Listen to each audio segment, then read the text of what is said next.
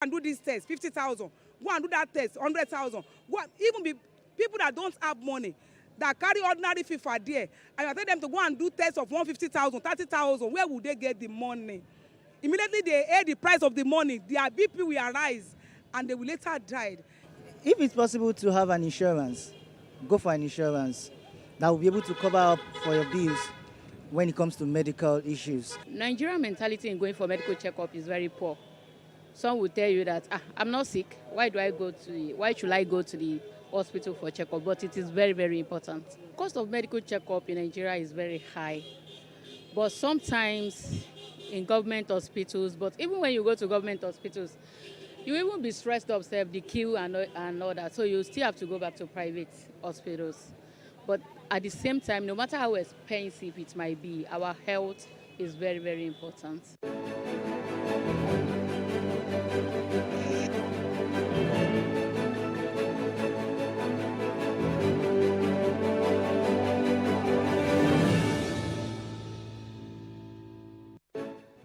And moving on to the other part of Africa, Mozambique Health Ministry has declared a public health emergency in the country after confirming that a child in the northern Tete province had contracted the wild polio virus type 1 disease. The identification of the case resulted from the active surveillance of acute flaxseed palsy during the mass polio vaccination campaign that started in late March. A statement published by MISAL says it became the country's first PVS1 case in almost 30 years. And outside Africa, Russia's defense ministry has revealed that 771 Ukrainian fighters had surrendered from the Azovstal steelworks in Mariupol in the last 24 hours, taking the total to 1,730 since Monday. The ministry said 80 of those were wounded, and hundreds of Ukrainian fighters have surrendered from the labyrinth of bunkers and tunnels below the plant, though Moscow and Kyiv have given different estimates on numbers. And in business, the Naira exchanged at 419.25 Naira on Wednesday to the dollar at the investors and exporters window, compared to 418.50 traded on Tuesday, representing 0.18% depreciation. The open indicative rates disclosed at 418 Naira to the dollar on Wednesday. An exchange rate of 444 Naira to the dollar was the highest rate recorded within the day's trading, before it settled at 419.25 Naira. The Naira sold for as low as 410 Naira to the dollar within the day's trading. And in entertainment news, the prolific pop singer Taylor Swift, who famously sang about feeling 22, is celebrating it a decade later as she received an honorary doctorate of fine art from New York University and also delivered this year's commencement speech at Yankee Stadium. Despite not receiving a 4-year college experience, Swift used her almost 20-minute speech to give the recent graduate life hacks on navigating postgraduate and early career life, including life can be heavy, to learn to live alongside cringe. Swift was first announced as the commencement speaker for the NYU BAC in March to mass excitement from fans of the 11-time Grammy winner, as some even tried to buy tickets to the ceremony from graduating students. And in sports, Eintracht Frankfurt beat Rangers 5-4 on penalties to win the Europa League after Wednesday's final in Seville finished 1-1 at the end of extra time. Colombian striker Rafael Burr scored the winning penalty for Frankfurt in the shootout after Rangers' Aaron Ramsey had earlier seen his kick saved by Kevin Trapp. Burr had cancelled out Joe Aribo's opening in normal time, and no more goals were added in the extra period before Eintracht won their first European trophy since the 1980 UEFA Cup. And that's the news update. For more stories, please follow us on our Facebook, Twitter, and Instagram. And visit our website at plustv.com, and do subscribe to our YouTube channel at Plus TV Africa and Plus TV Africa Lifestyle. I am Khadijat Balogun. Many thanks for watching.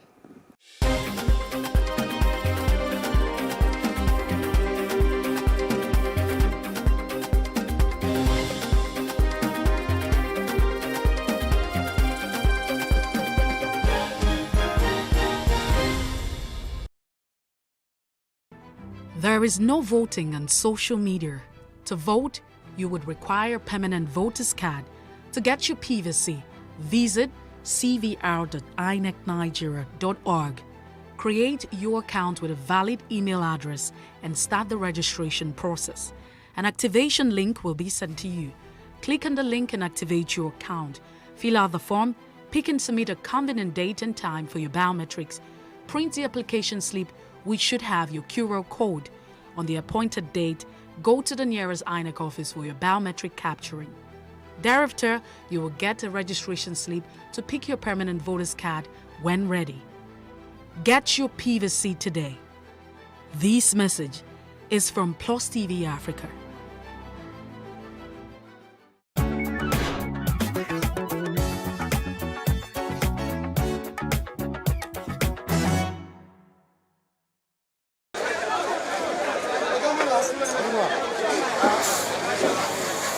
Nigeria is Africa's wealthiest and most populous nation, with the fastest growing economy.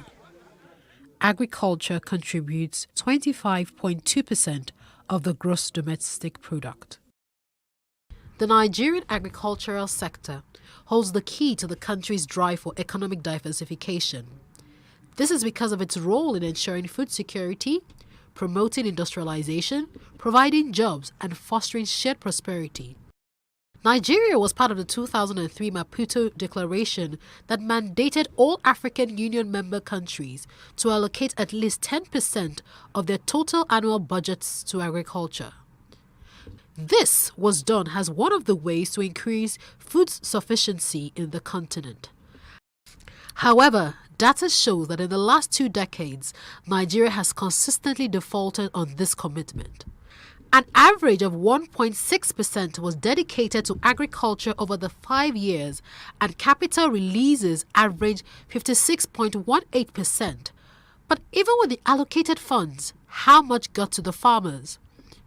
Plus TV Africa spoke to 5 members of the Smallholder Women Farmers, SWOFUN, to find out if they got access to training, funds, and equipment. I've not benefited from the Anchor Prayer School program. There was a time that they came for this. Some people organize. I think they are agents of. They organize it. They came here to our place here to do the training for us. But after that, nothing. We have not benefited at all from Anchor's brand. We heard about it, but nothing from there. Like the CBN National know. I went for the interview, did everything, but nothing for now. They will tell us that they should hold on since 2019, and maybe because of last year's pandemic and everything, but since that time, nothing from there. I have collected loan from Bank of Agric. I'm not collected from Nigeria. I was part of those that were supposed to collect after around April, but because of this pandemic, I told them they should hold back to their loans first. Let me see what the economy will look like before I can go and collect loan. Or Bank of Agric, I've collected loan from Bank of Agric. It's one of the loans I collected was what I used in constructing my smoking claim, the smoking claim behind. So it was part of the loan. I collected about 300,000 from Bank of Agric. The smoking claim was to cost about 750,000. So they gave me 300,000. Then I now added the balance to do my smoking claim. That was in 2015. I have not received any form of loan from either state government or federal government. I actually applied for the CBN loan.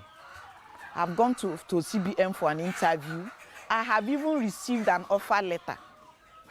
But that offer letter came just at the time of the lockdown.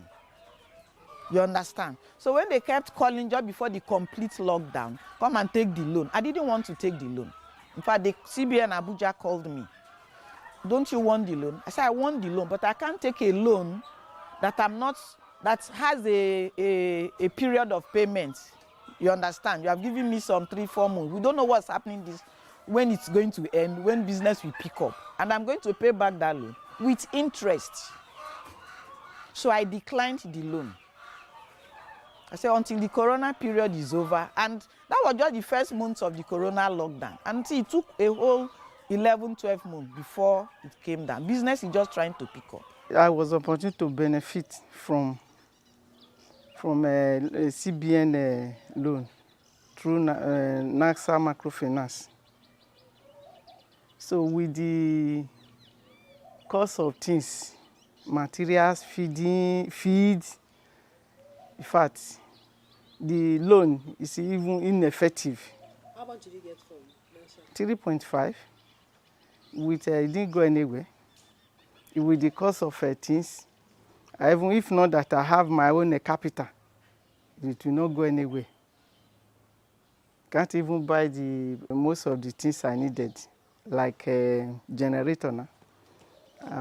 Generator is 3 point something, which I'm even trying to get. That was one of the things I even processing. So even though DOC, when we were applying for it, DOC that time was 180, 200. That's a point of, that's a day old for umbrellas. But now it's 450. That time it was from 180. I even applied. I said 180 or so, or 200. By the time the loan came out, it was 420, 380. So I could not really. The loan was almost ineffective. It didn't go anywhere. Ó ṣòro púpọ̀ láti rí owó yẹn gbà, gbogbo ọ̀nà láti gbowó yẹn ó ṣòro. Ṣùgbọ́n torí pé tèmi ò pọ̀ kò ṣòro. Àwọn tí owó wọn pọ̀ bíi mílíọ̀nù 10, gbogbo nǹkan tó ní kó mú wá ó fi ṣòro. Àwọn tó máa ní kó ṣe gàrántọ̀ fún wọn, kó fi ilé ṣe gàrántọ̀, kó fi igbá ṣe gàrántọ̀. Tó bá tún wá ṣe gbogbo ẹ̀ tán, wọn ò tún tètè gbé ilé wọn lọ́wọ́. Ìgbà tó fún mi ní tó gé owó yẹn kù, ó dùn láti fẹnu sọ. Ẹni tí ò ní tó dẹ̀ fẹ́ ṣiṣẹ́ tó mọ iṣẹ́ kò jẹ́ ní òun ò gbà. Àti pé tí ò bá ń ṣe pé COVID pandemic tó jáde ni, dandan ni kí kó ti bí nǹkan re. Ṣùgbọ́n pẹ̀lú pandemic yẹn gbogbo ẹ̀ lọ. Lẹ́yìn náà ni EndSARS, lẹ́yìn náà ni gbogbo àwọn nǹkan tí ó ń ṣẹlẹ̀ tá a fojú kò. We have not gotten anything from federal government, nothing at all. I don't even think they know that we are really existing. I think it's Lagos, state government are really close to the farmers. For federal government, nothing. Anchor Boy is supposed to be from federal government, but it has not really. We have not gotten anything at all. All the loans that we have applied for, even with the NYSRA, they've not been giving out loans. They say, I don't know what is happening. They said that they told them to hold on to the loans, that they want those that have collected to pay back. So we have not accessed loan between last year and this year. There is no bank to assist us to because they are really afraid. This is a high risk business. That's what they always tell you. That when it comes, because it is a living their life, so anything can happen anytime. So they are not ready to really assist us. Some banks will tell you that they have a Greek desk. When you get there, they will tell you sorry, madam. Especially when it comes to women, they will tell you sorry, madam. That's why the victimization comes in. They say sorry, madam. Who is going to guarantee you? Blah blah blah blah blah. You're a woman. We can't do much with you. If anything happens, that's just it. For many who haven't accessed the loans, they rely on their local cooperatives. Thanks to my Obonge cooperative. So we do something, it's more something like what the Yoruba we can say ajo. Every month we drop something. So when you need a loan, you can go and take a loan. No matter how small, it's still better than nothing. And at a very low 1-digit interest rate. You understand? It's we do the contribution. This month, many people you use it for your business, turn it over 2-3 months, you return, another person takes. That's how we have been helping ourselves. Thank God for Obonge, because it's a cooperative.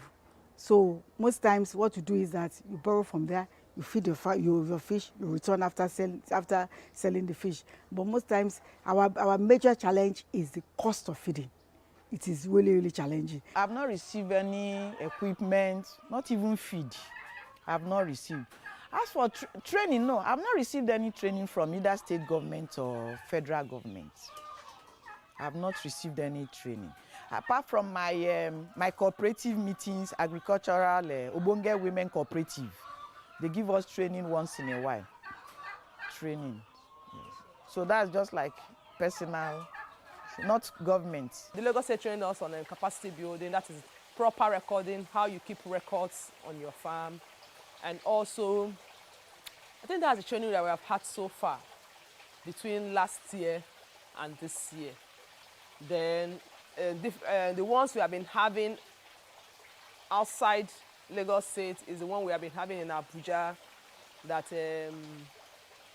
some of our donors, that is IBP, also train us on the way and manner we're supposed to run our business, and what the way we're supposed to run the business, and also how to also move to government on how to get things from the government. So they also taught us on how to do that.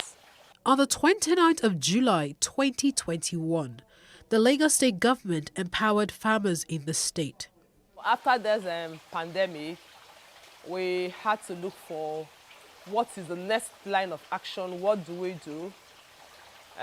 We have lost almost everything on the farm. Even up till tomorrow, I cannot access my rice farm because of the insecurity. And we have looked at what is the next line of action, and that was why we decided to go and visit our Honorable Commissioner, that said that she already understands our challenges and that she's looking into what she's going to do. During the pandemic, that was immediately after the pandemic, there was palliatives that was shared to farmers.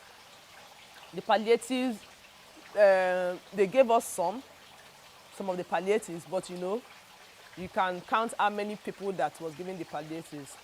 But after our visit with our commissioner, the commissioner promised us that she was going to see to what she's going to do to farmers. So what they now did was that they took data of all the farmers that have been affected by the pandemic, and also those that were not affected. And July 29th, that was last week, they empowered the farmers. We were empowered with 400 bags of fish feeds, 100 bags of poultry feeds, smoking cleans, collapsible tanks. So those were things that we empowered as a group. So Lagos State is trying as much as possible to fulfill their promise in empowering farmers and trying to at least give them a space where they can still continue their farm. But in the line of the federal government, we are still looking at, the federal government has not done much, because if they can do 1/3 of what Lagos State has been doing for the farmers all over the states, we will know that yes, that we have something to fall back on. We are still advocating that this 10% of the budget will be set aside for agri. That is the Malabo Maputo Declaration, that the 10% of the budget will be set aside for agri. We are still talking about that because that has not been met. So if they can meet up to that, we will know that yes, farmer has a lot to do, and we'll also be happy that we'll have enough food to provide for government. So we are seeking and we are begging the government that they should still do more. I know that what the minister has done has tried to give us something, but you can imagine giving 2 threshers, 1 orange decorticator and all that to more than 30,000 farmers from one state. How do you think we are going to share that? We are not political farmers, we are the real farmers. There are a lot of political farmers that they are working with, but we are the real farmers. I want to tell them that as far as we are the real farmers, things should come to us. And we should have a space, a place where when they are making policies, women farmers should also be involved, because we are the ones that are going through these problems. So they cannot be there and be dictating for us, that we have to tell them what we want. And that is what we are trying to advocate for. That we want the government to include us in decision-making, implementation, and also formulation, that those things will help us, and we'll tell them what we want. But if they stay there and dictate for us, that it will not get to us. Nigerians depend on produce from local farmers for their daily meals, as more than 80% buy their food from local markets.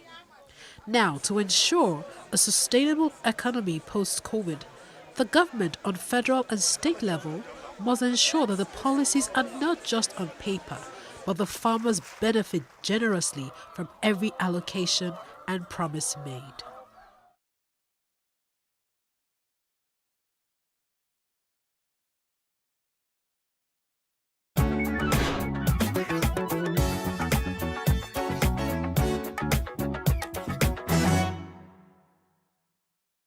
team building is one sure way of getting people to participate more, because what team building does for you is it helps the people, like your colleagues, understand themselves, and if they understand themselves better, chances are that they can then interact, better with themselves. HR is supposed to be your friend. I don't know how it operates in, most other organizations, but that is really how it's supposed to be. So if ever there's a time you're not certain as to what steps to take, what decisions to make, or you just want to double check, HR is your go-to person. I don't know why they're scared of HR, but I mean, HR is not supposed to be about that. So HR is actually supposed to be your friend. Yes, but like the police. You want to get people involved in the process. So you want to help them understand why, they are there. You want to help them understand how their little inputs actually make a difference, a significant difference in the business.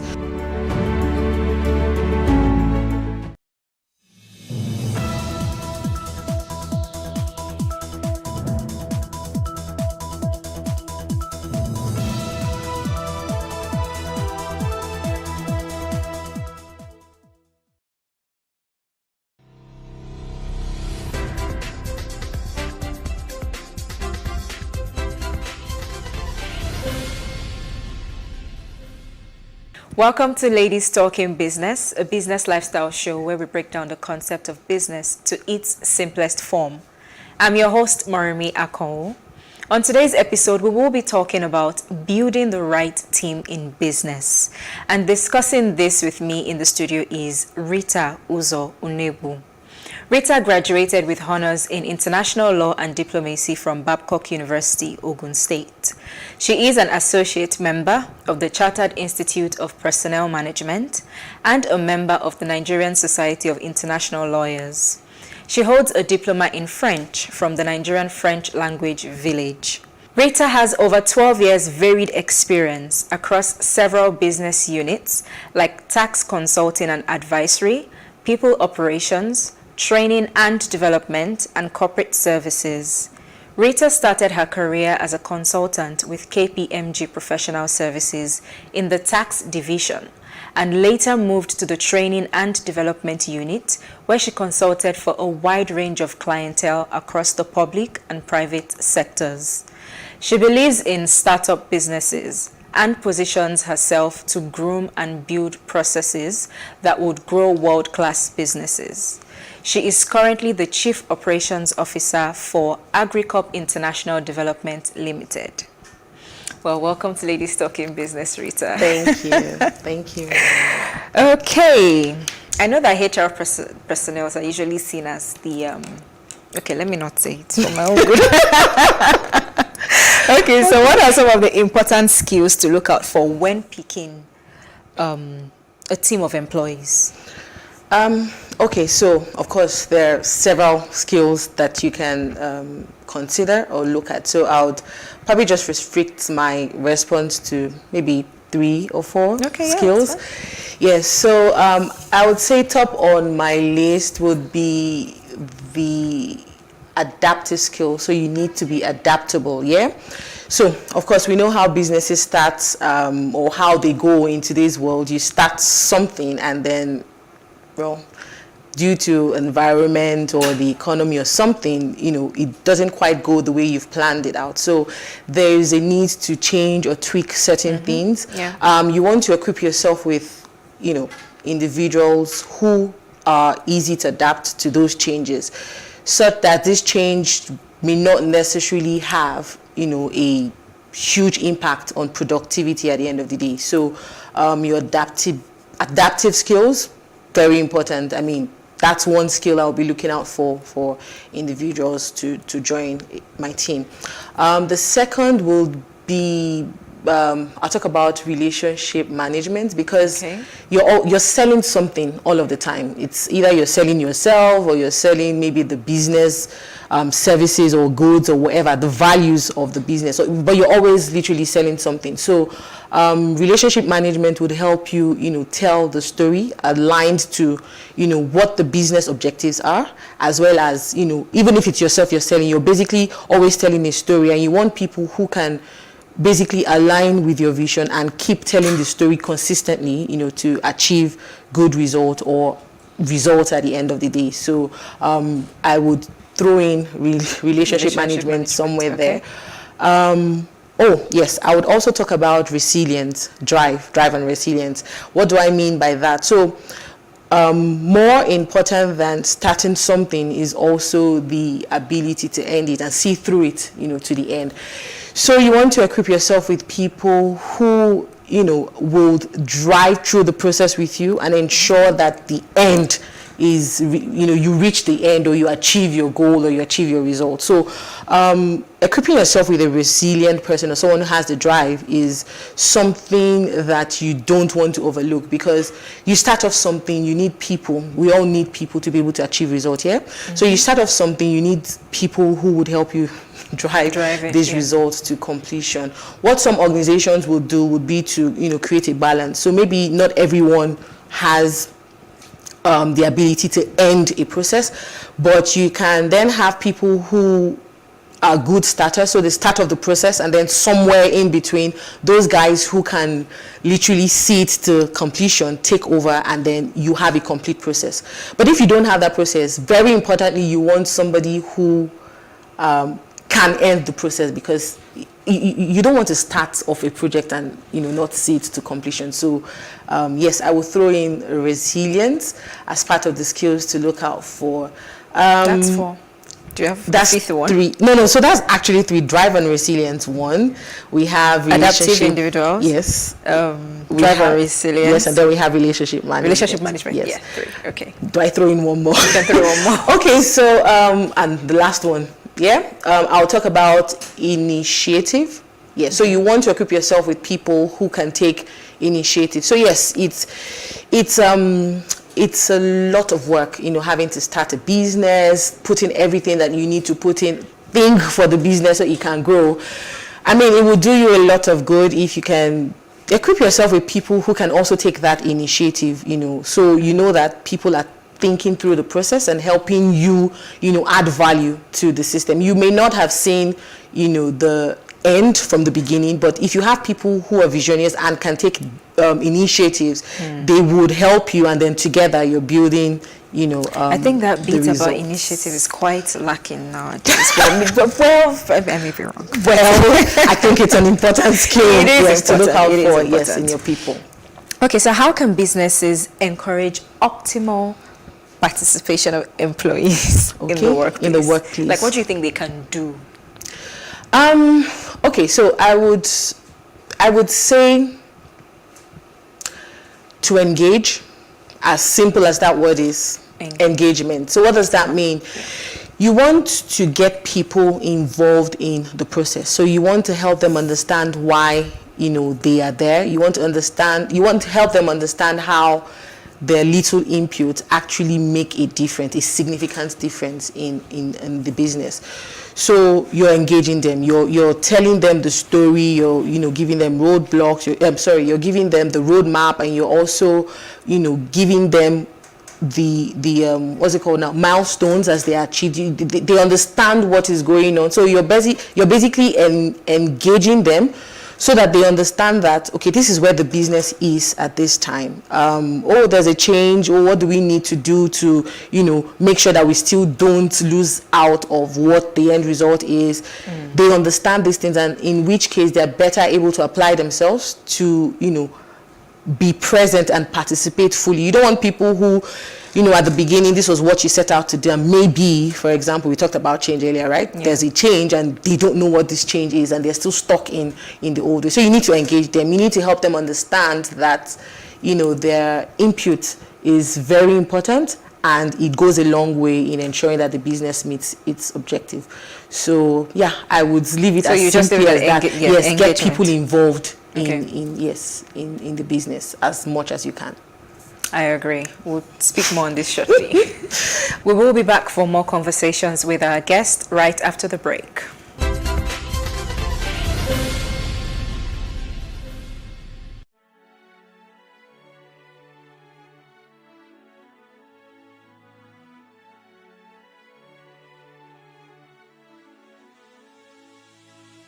It is engagement we need to have. Those who suffer miscarriages are never taken into account. Members of the National Assembly are also influence peddlers.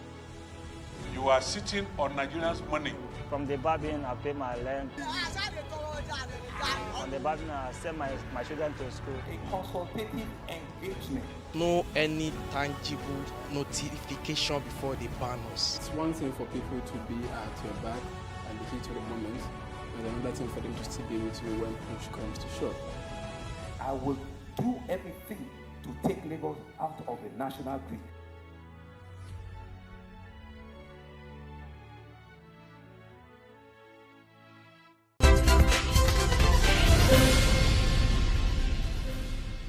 You are still watching Ladies Talking Business on Plus TV Africa with our guest Rita Uzo Unebu, an HR consultant. Okay, Rita, so in your opinion, what are the key positions required in a startup? So, like I said, startup. It's just me, it's my small business, Yes. but what do I need to feel? Of course, barring all biases, I would say you need somebody who understands people. So HR. That would have to be the small business. Yes. It's just so new. Yes, I understand. So it can either be the fact that you know, somebody that can help you or support. You don't need the HR person in-house, but somebody that would basically advise you on, the right people you should get that would fit into certain roles that would help you achieve your results. So yes, it doesn't have to be somebody in-house, but at least you're talking to the right person who would help you achieve that or get the right people, because that's what you want at the end of the day, right? So sorry I had to lead with that. I think we're very important. You also need somebody who understands numbers, finance or the accounts guys, because you're getting funds, you're pushing in funds into the business. You want somebody who understands how these funds are gotten, how to use the funds to be able to get more money. That's why you're in business, right? So you need somebody who understands numbers. So I would say a finance or an account expert. I don't have money to pay people. I'm just a small business. So do you want to work alone? No. You need people. You need people to grow. And again, it's not... So the good thing about it is there are a lot of small, what's it called? There are a lot of things you can actually get as a small business from people who understand the scale of your business, and then you're working with them to help you situate or establish a business that can stand the test of time. This is me assuming that you're not just starting the business for the sake of it. You want something that would literally even outlive you, yeah? So whatever you do from the beginning determines how great or how big you want to grow. And that's why I'm calling, these people. Now, these guys may be you at the end of the day, but just know that at some point you would be overwhelmed. And then you need people to, take these little tasks of you so that you can literally focus on the core business, so to speak. So if you're an individual who can do all of this, perfect. But, the advice is always to, diversify or get in not as many people, but the important people that would help you. Yes. Okay, so you need a finance person, you need an HR advisor. Yes, an advisor, exactly. Even a finance advisor too. Okay. They go both ways, yeah? You need somebody, so again, because I have assumed that the business is here to stay, you're selling something, right? Either goods or services. So you need somebody who is going to help you tell the story. A marketer, Exactly, a salesperson, business development person that would help you push, the value that you are as a business to the world out there. Of course, that's cannot be overemphasized, right? No, it can't. So a lot of times the owner of the business takes on this responsibility, but yeah, if you can do it, perfect, like I said, but again, you're just one person. So you need somebody who understands how to, go about getting in businesses for your business, and bringing in which case the you're money, growing. basically. That's the bottom line, right? Okay. So those are the 3 areas I would look at. Of course, as you grow, you would need so many other things. Yeah, then you probably can start affording, maybe your operations guy who understands processes and procedures and help you, align efficiency to what the business wants to do at the end of the day. We can talk all of that later as you grow, yeah? As you grow, yes. okay. So let's talk about the importance of team building to a business. Okay, so this is proper HR. So funny you brought this up because it's also, I mean, you asked a question earlier on how you can, get people to participate more. Yeah. Team building is one sure way of getting people to participate more, because what team building does for you is it helps the people, like your colleagues, understand themselves, and if they understand themselves better, chances are that they can then interact better with themselves, and as such the work becomes easier because you've more or less created an enabling environment for work to happen. So team building, I would say, cannot be overemphasized. You need to be deliberate about it, what you do, the kind of activities you come up with, and you're not doing team building just for the sake of it. Oh, I heard team building is good, let's go for it. No, you're deliberate. You know what you want to achieve. You want to get your people to work together because remember, it's a team, so you need everybody's ideas, everybody's input to achieving results. So you need to be deliberate. You need to, when you say team building, you need to mean team building, and go all out. That's my advice. So team building cannot be overemphasized. So what activities encourage team building? Or what activities you can do for team building? Yeah, you can do for team building. So I was actually going to say that much later in the chat, but I'll let you say much later. No, but it's fine. I mean, team building is team building. Any activity that helps the team come together. It doesn't have to be work all the time, but you can even introduce some fun work activity where people can interact. So yes, I'll give you this example. Nowadays, there are things called alternate workspaces, and what this means is that I can literally, get up from my workstation, and there's a space that I can go to where I would be meeting people from other departments who don't necessarily have anything to do with my work, but because we're a team, remember, everybody has an input to the bottom line of the business. Because we're a team, we sit down at the alternative space, alternate workspace, interact. So guess what? You might not necessarily be talking about your work, but you're interacting. You're talking with people, of different departments. You loosen up. And then you can go back to your work, even in the alternate space. So this can actually also encourage team building, because that has forced you to get in, even while working, right? So that has forced you to get in touch or be in contact with people, that are not necessarily in your department, but, at the end of the day, you need everybody's input to get the work done. So that's an example. I would maybe elaborate more. We'll talk later. about it after the break. Yes. We will go on a short break now. Please stay with us.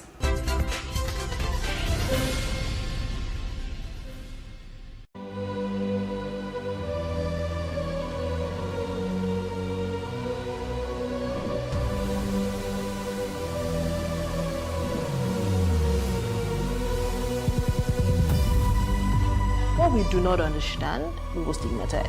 What you can see is the remaining of the tanker that exploded. The suspect equally confessed.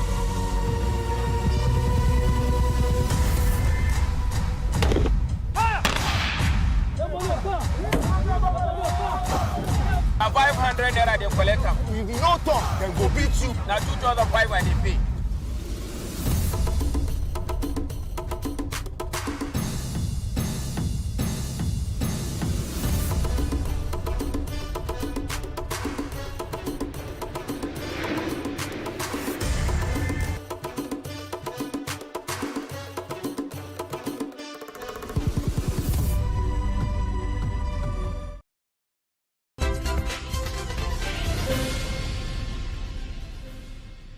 Thanks for staying with us. I'm still here with Rita Uzo Unegbu, Chief Operations Officer for AgriCorp International Development Limited. Okay, Rita, employee retention.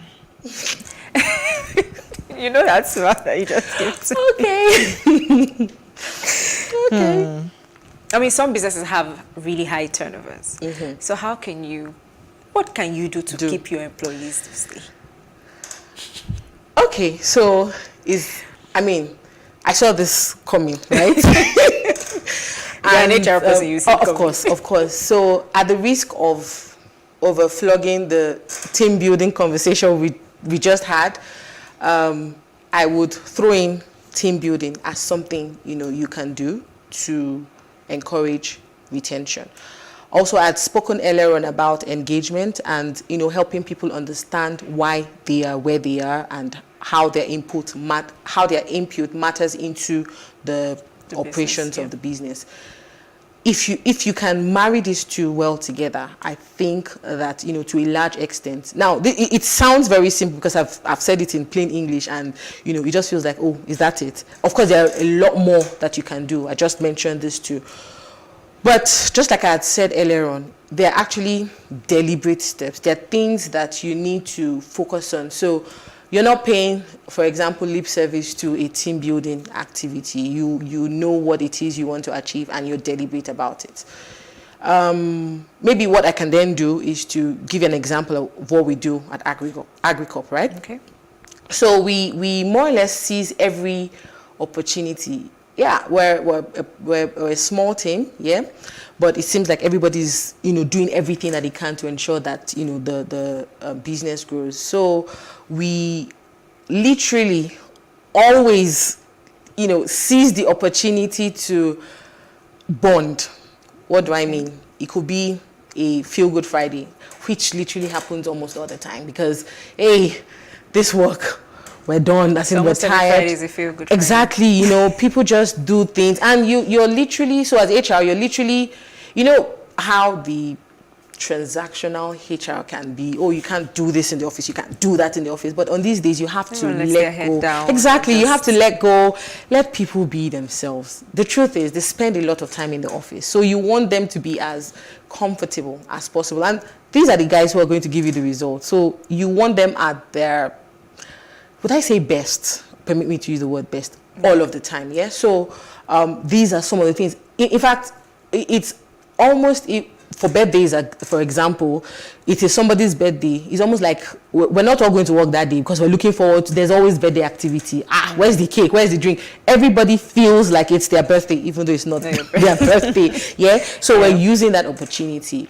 It even goes as far as, an example, my brother just came in. They don't know my brother. They don't know who he is. But, oh, he's in town. We want to do a get-together. You guys, come through. And everybody's following in, So it's deliberate. It is something, and then it is something that they're also looking forward to because people just want to unwind. People just want to, people just want to chill. I think since COVID, work isn't the so same. Much as, it's not the same. Truly, and people need to even capitalize on that. I was going to come to that. So yes, there was the introduction of work from home and everything. We've seen that it is possible. We've seen that your business, effective. Your business would not necessarily lose out if you do work from home. Yeah. I know that businesses have started to come back since the whole lockdown thing and all.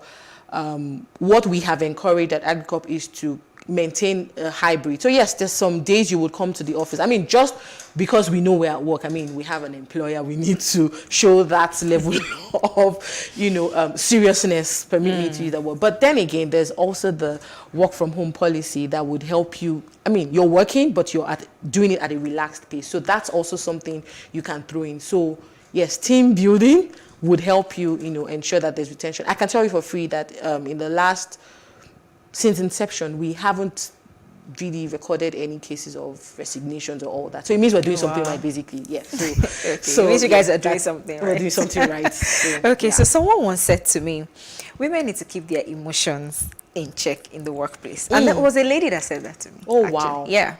So what are your thoughts on this? Why women, yeah, because she was coming from the angle of it's we women that have hormones that make us behave. Oh, wow. Okay. Well, it's a good thing I'm a woman. So I wouldn't quite answer it from a women perspective. Okay. I would instead look at it from a people perspective because there are a lot of times you can bring in extra baggage into the work. And I don't think it's a women thing, really. Well, I mean, the reason she said that was because she's like, and if you try to correct them, they say, oh, that's how I am. No. But you probably won't hear a man say that at the workplace. So we can't tell that. Maybe that is the interaction she's had with a fellow woman. But, I mean, I'm just struggling with women. I mean, making it a women thing.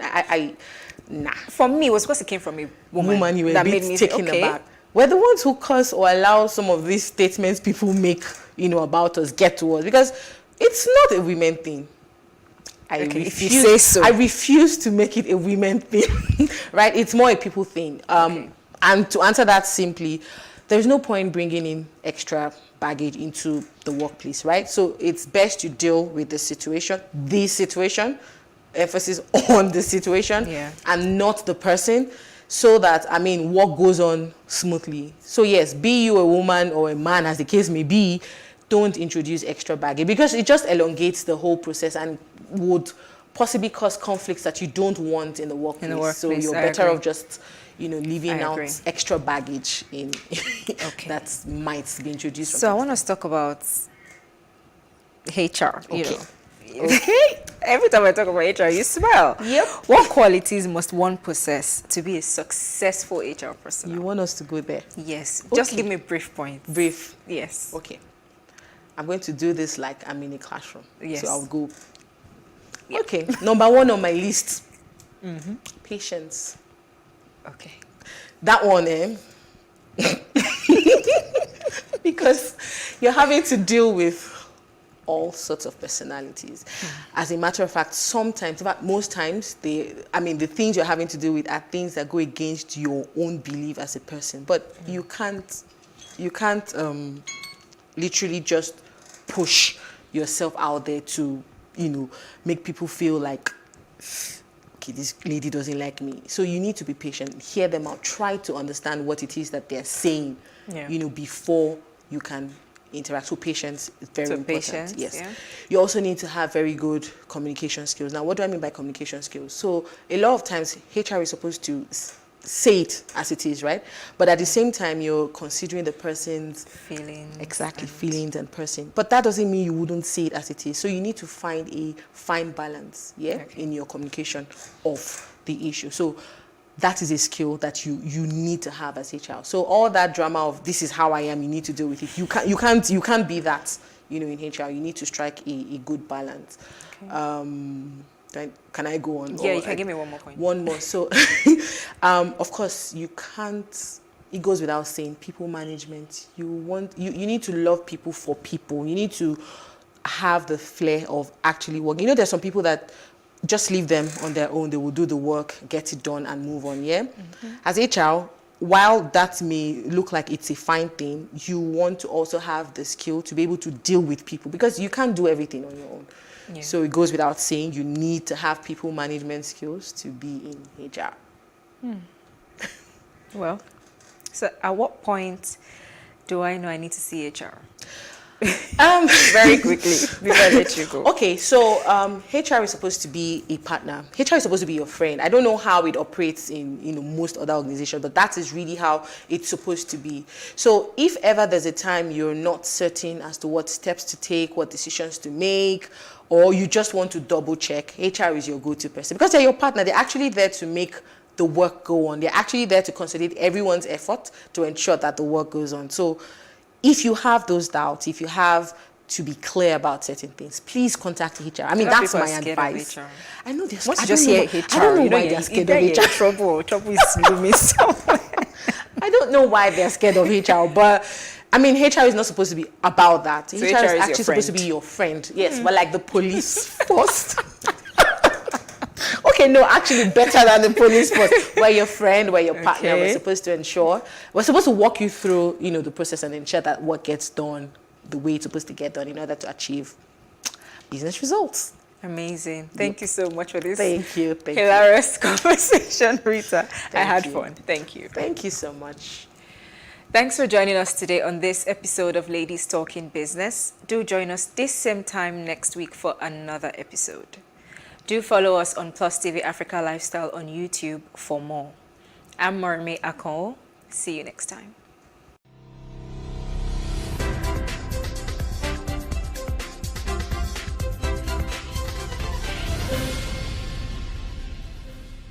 How can we have peace without justice? Plus Politics. It's not just another political conversation, it's about keeping you in the know. The relevant interviews, asking the tough questions to those that matter. Get the answers you need. Does it mean that the people who were injured, people who were shot at, those who were involved in that stampede are not going to get justice? It is unfortunate, it is sad that we have a government of deaf and dumb. Analysis from top experts. The last election was not really an election. We feel that Obasanjo has a very special place in his heart for hating Ijaw people. I think it really boils down to two things. One, trust and accountability. Plus Politics, every weeknight at 7 p.m. on Plus TV Africa.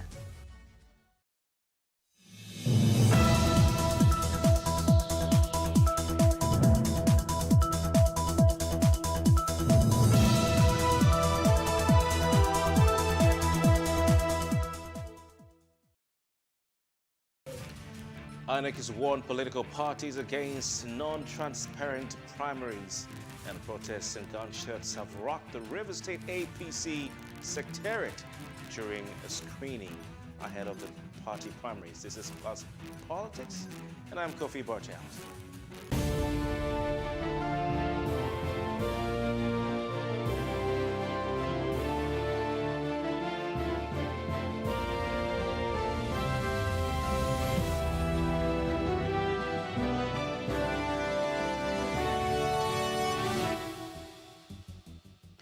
All right, welcome, and once again, you're watching Plus Politics and Plus TV Africa. Let's go over to River State, where it was all action at the State Party Secretariat on Woji Road in the GRA axis of state capital, Port Harcourt. Gunshots were heard in the air amid protests in the morning that rocked the All Progressives Congress Secretariat. During the screening for the state party's House of Assembly candidates, we had hundreds of APC members loyal to a former federal lawmaker, a former senator, Magnus Abe, thronged the premises, alleging hijack of state party state assembly aspirants screening and ward and state delegate selection. Now we have joining us to discuss this a deputy spokesperson of the APC in River State, Darlington Wuju, and Bethel Inte, who is one of the delegate hopefuls in the All Progressives Congress from the Magnus Abe side of the party. Let's start with you, Darlington. Good evening to you. Good evening, Kofi. Thank you for joining us. We've seen the videos and pictures of pandemonium, if you want to call it that, at the River State All Progressives Congress Secretariat on Woji Road in the upscale GRA area of Port Harcourt. What happened today?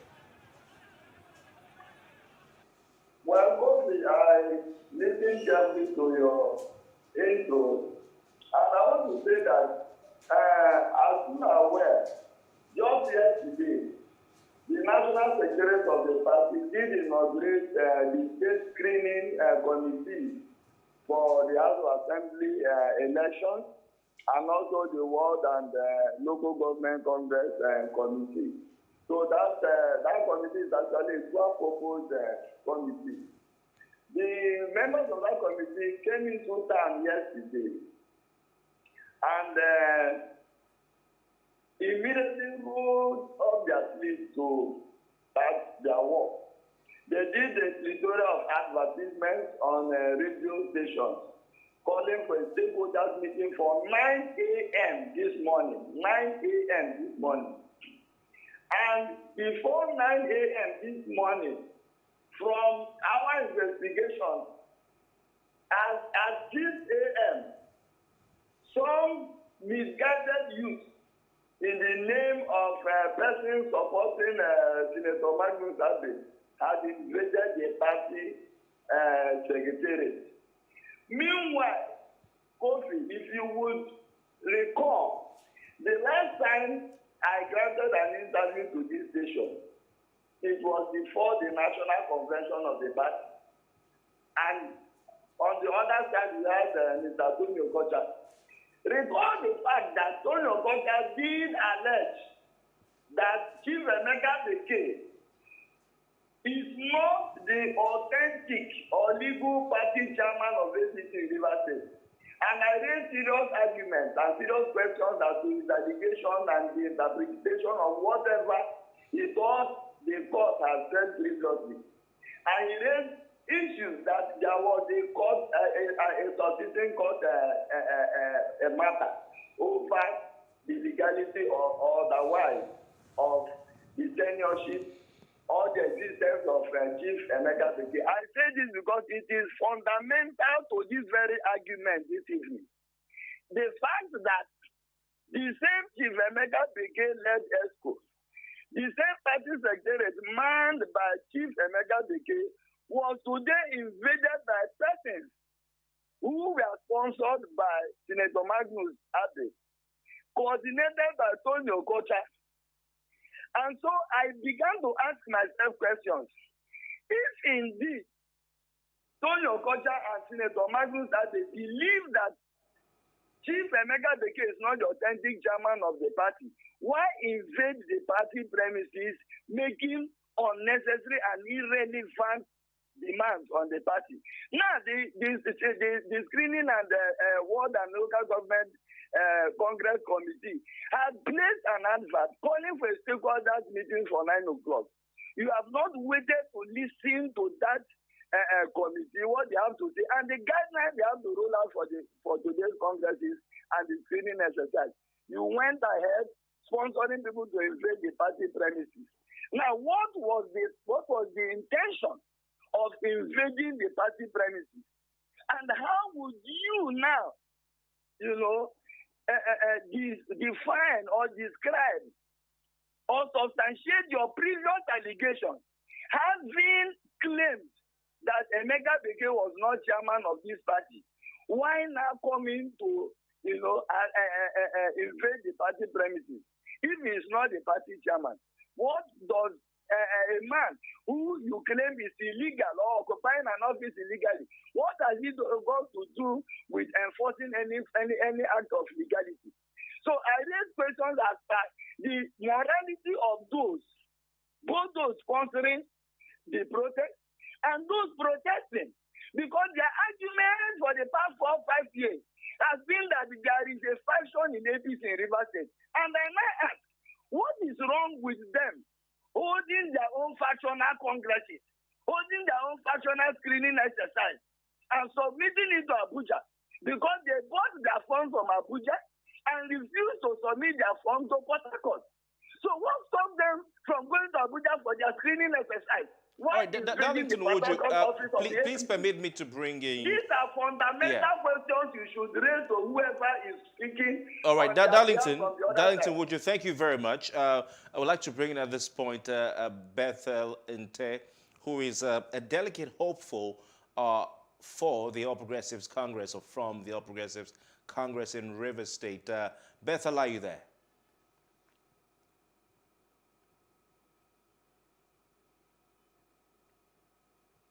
Hello, Bethel Nte, can you hear me, please?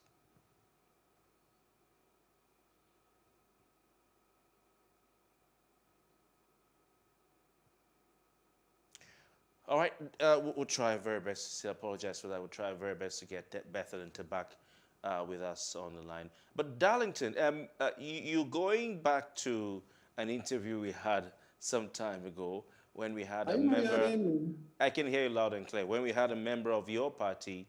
Oh, Bethel, are you there? Yeah.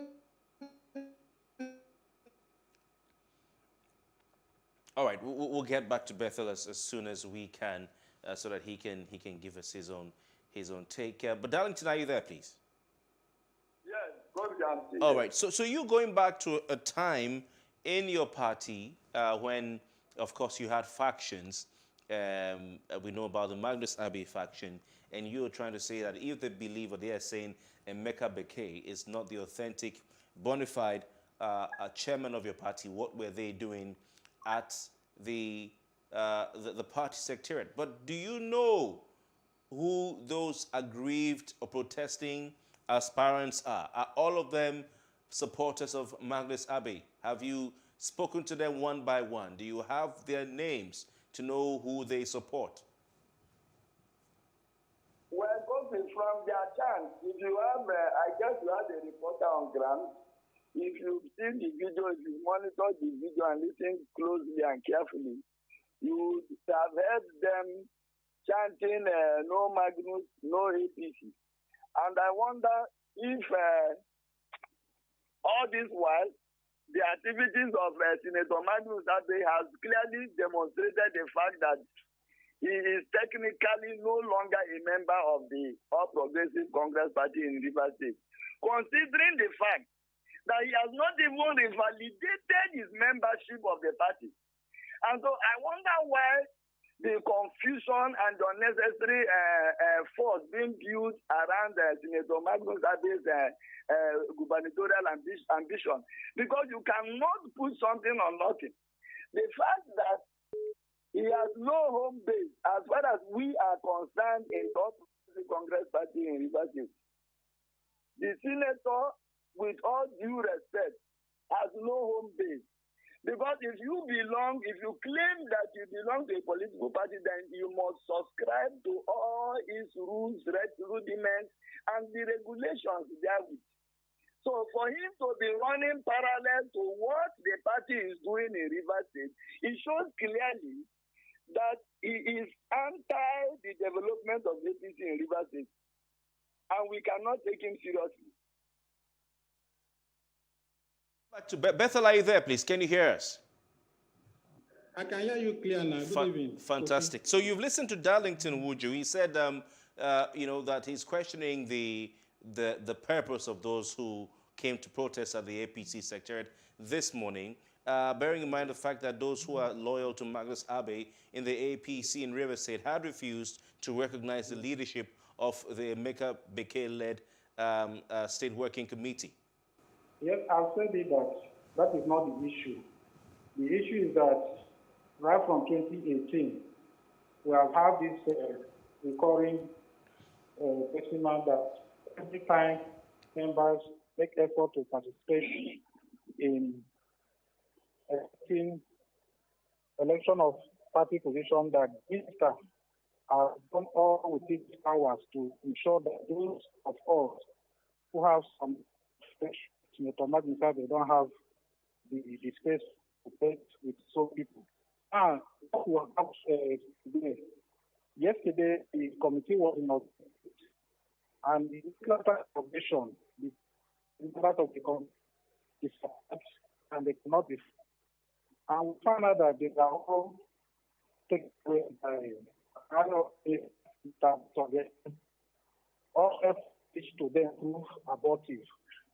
Now, we got a rumor that seems to have a stakeholder meeting by 9.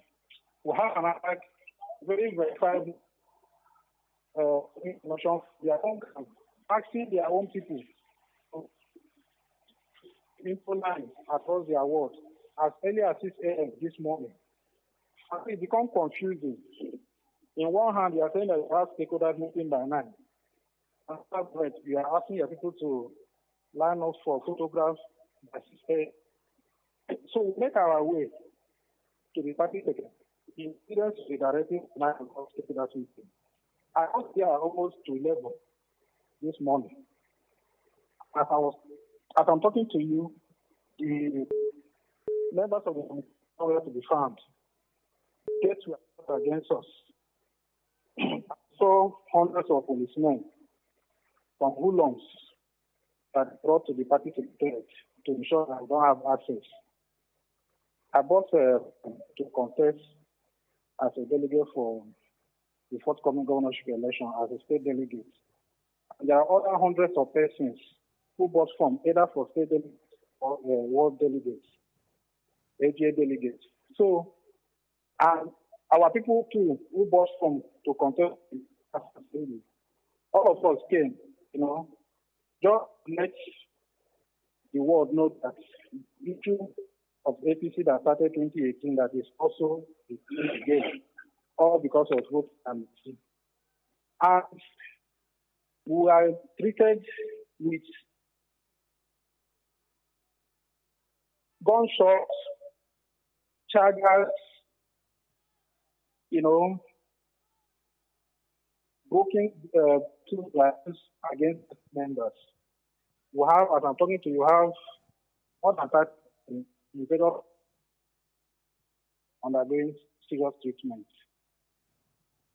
So there's nothing that has to do with us not being Emeka Bekele. Emeka Bekele is not the chairman of the screening committee stroke delegate election. And if we do not recognize Emeka Bekele, we will not go to the party secretary to meet the committee. The committee are nowhere to be found. The committee are only known and only seen and only found by those who are Itamechi. So how can you have an honest context where somebody has been given a large advantage over you? It doesn't work that way. All material meant for this exercise have been denied us. We couldn't have access to the forms. The result sheet they're taking it away. What are we contesting for? It's like a result already written before the context. So these are the issues we are saying, and Nigeria are all aware of this matter. It's not today matter. Okay. Somebody who thinks today does not behave like a demo, not allow democracy to follow the norms. The norms on democracy are a converse for support, and people will now decide whether to support you or to support somebody else. Okay, all right. But in the case of APC, yeah, Amish will never allow democracy to reign.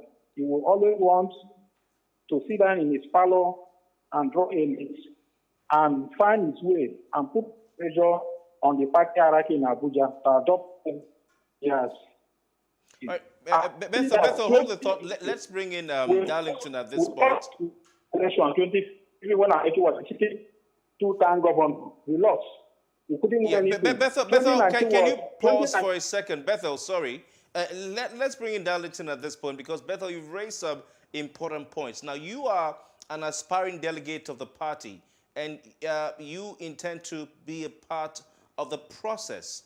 And you're saying that you were denied any form or any opportunity to be part of the process. I know that people who are also intending to be a part of the process to become candidates for the House of Assembly election were part of the protest. For instance, I spoke this evening to Noble Georgeford, who is a State House of Assembly aspirant for the Omuma State constituency. You're saying that they were denied nomination forms. I come to you, Darlington Nwuju. What do you say to this allegation that those who came out to protest today were denied nomination forms and had no other way to vent their feelings?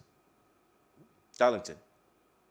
Gofi, I was almost losing my patience listening to the pedestrian line of the young man, Bethel. I was almost losing my patience listening to him. I am disappointed in the fact that the youth of this generation have decided to give themselves to fabrications and lies. It's tragic for our nation to have this kind of persons who want to lead the next generation. Now, let me say this clearly. Kofi, we can hold on for the next 5 minutes for the producer of this program to place a call on your colleagues in Port Harcourt. Can we hold on for 5 minutes so that the producer will get journalists who are in Port Harcourt to confirm to you if indeed, because I listened to him saying that there were hundreds of policemen. When I go to the party secretariat this morning, I was dropped by my loving wife, and I only met 3 regular policemen at the gate.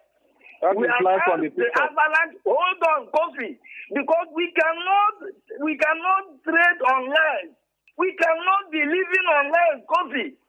I am no longer interested in this. We will continue with this interview. If what I'm hearing is only lies, please, Kofi. And I am saying that the young man who is claiming that the screening committee was nowhere to be found, can we please confirm from journalists If they interacted with the screening committee today, please, at the party secretariat, can you confirm if the stakeholders meeting held today at the party office? Can you also confirm if the screening of candidates held today? Please, if you confirm that, we cannot continue with this interview. Or else, I'm tired of listening to Darlington, I think please, Darlington, for my sanity. Darlington, you're doing you're performing your responsibility, to speak on behalf of the party, after your principal. But Bethel, are you there? He says that you're not being truthful, that he saw only 3 armed policemen at the party secretariat this morning. So where did the gunshots and the tear gas you're claiming were fired at you come from? Kofi, can I say something? I take a great exception for somebody calling me lying. All over Port Harcourt today, journalists were there, Nigerians were there, the videos are everywhere. We have hundreds of policemen, various units of Nigeria police were mobilized to the party secretariat, who, without any kind of provocation from the party, peaceful party, loyal party members who came to just express their dissatisfaction with what the committee sent from Abuja were trying to do. Not any provocation of any kind. I was a leading leader in what happened today, and I was at the forefront of everything that happened. No one person from among the protesters that caused anything that warranted the level of violence that were meted on us. Guns were used, live bullets. It was like we were in Iraq. The whole Port was shaking. If you check, most of the Port residents in different platforms were sharing the information on their platform. It was a public something. Chargers were used, people were injured, people were in the hospital. I can upload videos and pictures of people who sustained various degrees of injury. Please upload the pictures. Let us see. And this person did not cause anything to warrant that. As I'm saying, I stand by what I said earlier. By the committee, the inauguration, we have the people on ground around the National Party inaugurated the committee. Right from the inauguration, I told you that Amechi Ali, Victor Gardon, went away with these people and the materials. And our effort for us to reach out to this committee was totally not forthcoming. Now, we were told that they will arrive at Port Harcourt today. But from our intelligence, we got that they were actually in Port Harcourt yesterday. Now, they said we are going to meet today by 9 for stakeholders meeting. I arrived the party secretariat almost 11. And as I'm talking to you, as of that time I arrived, the gate was shot against us. Policemen were everywhere. They didn't allow us to even go close to the gate. They had to turn back. So, and people were not anywhere around the secretariat. To 11, they were not there. I'm saying this in all honesty. Can that man who is calling me a liar stop to go to his face and say the screening committee from Abuja were in the public secretariat outside level. They weren't there.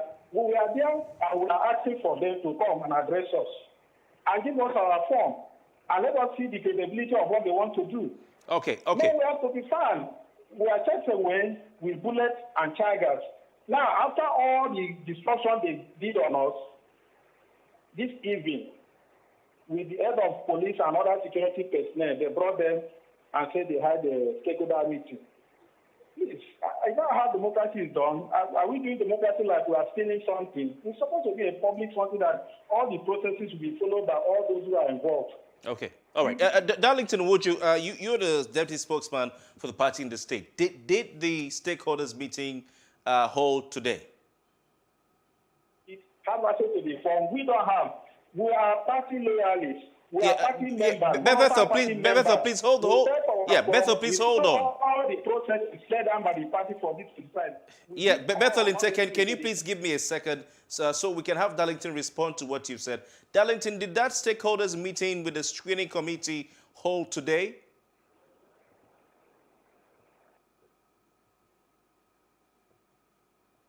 Hello, come again. Okay, it seems we've lost Darlington. Darlington, can you hear me, please? Yes, because I can hear you now. Yes, did that stakeholders meeting hold today? Please come again. Come again. Did the stakeholders meeting with the screening committee that was meant to hold today, as announced, did it hold? Kofi, a couple of minutes ago, I challenged you to ask your producer to get in touch with your colleagues in Port Harcourt and confirm. And I did affirm that indeed the stakeholders meeting held today, the screening exercise for House of Assembly aspirants also held today. But so you heard Bethel. Darlington, please. I want to inform you, Kofi. Yes, okay. That the persons who are alleging that they are looking for funds and they are looking for screening committee actually procured their funds from Abuja. They did not pay for those funds in Port Harcourt. That's in the APC party office here in Port Harcourt. So there is no way you can put something on nothing. If you recall my last interview with Tony Okocha, I made some fundamental, I put forth some fundamental issues which he was unable to adequately defeat. He could not. Darlington, are you saying that all? Darlington, please hold the thought. I am saying again. Yes. That the persons who are claiming that they are looking for screening committee actually bought their funds from Abuja. Darlington, hold on.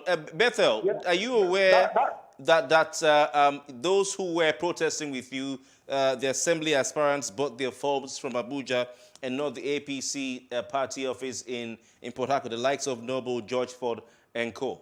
It's available. Banks details for us to pay. Darlington, please hold on. Bethel, where did your colleagues, your fellow party men who were protesting with you today, who were locked out, as you said, where did they purchase their forms from?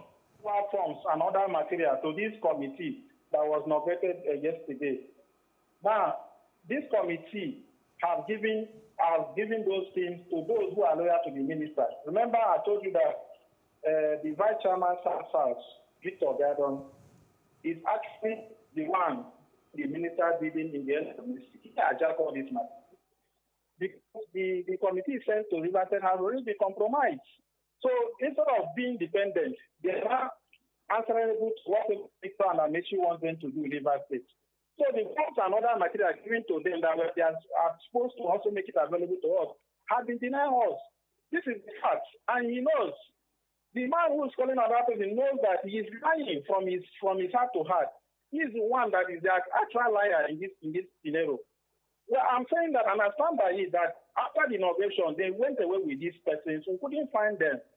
The identity of them were unknown to us. So how do you have fairness? How do you have justice in that kind of matter when an umpire have already taken side with one of the parties? So as I'm saying today, yeah, Bethel, are you saying that you were denied access to purchase the forms? You were saying that the stakeholder meeting had. What time? Was it the time of 9 a.m.? They said 9 a.m. stakeholder people will come.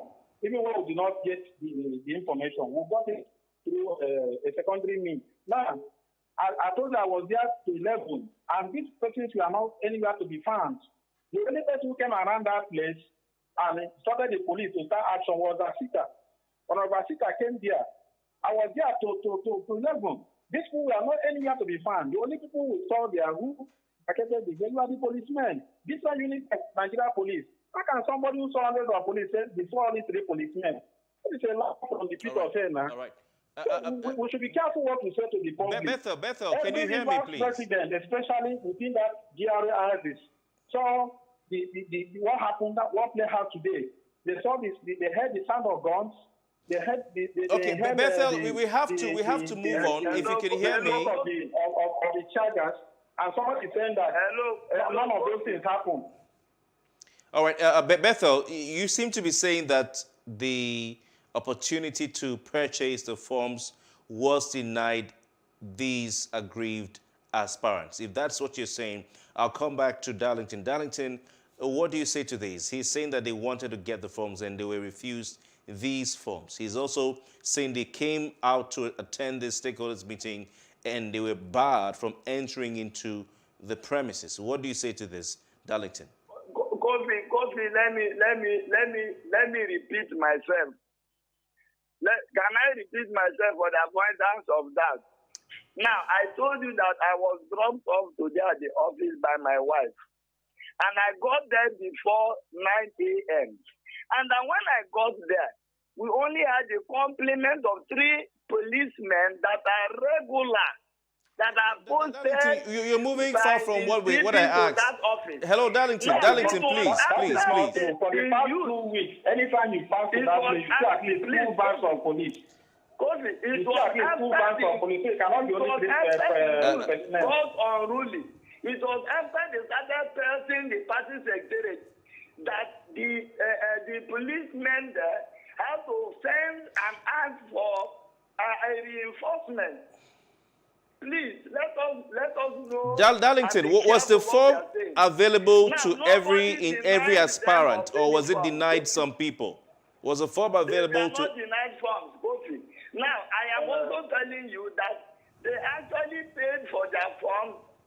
They actually procured their forms from Abuja. And ordinarily, they were insisting, let me tell you, since he's refusing to say the whole truth, maybe if he does not know, let him know now, that his principals were insisting that since they bought their forms from Abuja, that they should be screened there at Abuja instead of in River State. And the committee insisted that that was wrong because you are targeted to come and rule over people in Port Harcourt. Your constituents are here in Port Harcourt. We must come down to Port Harcourt for the screening. And that was why they quickly got stops to barricade and invade the party premises. Like I told you before. All right, Darlington, let's allow Bethel quickly respond to what you've said. Darlington, let's quickly allow Bethel to respond to what you've said. Bethel, please go on. You were about to respond, Bethel. Yeah, Bethel, your response, please, very quickly. What I'm seeing, there is no form. There is no form that people were giving in Port Harcourt, another one in. If you check, I have the publication for buying of form for the national. They make it very explicit. That bank detail, pay your money. So when you pay, the party will make available these funds to you. So when they say pay to bank, UBA or Zenith, and they give you the bank and the distance, how does that relate to you buy in Abuja or you buy in Port Harcourt? That is totally not true. Funds we are asked to pay our money to designated banks. You understand, in Nigeria. So anywhere you can go into the bank and pay the money, then the party will make available this form to you.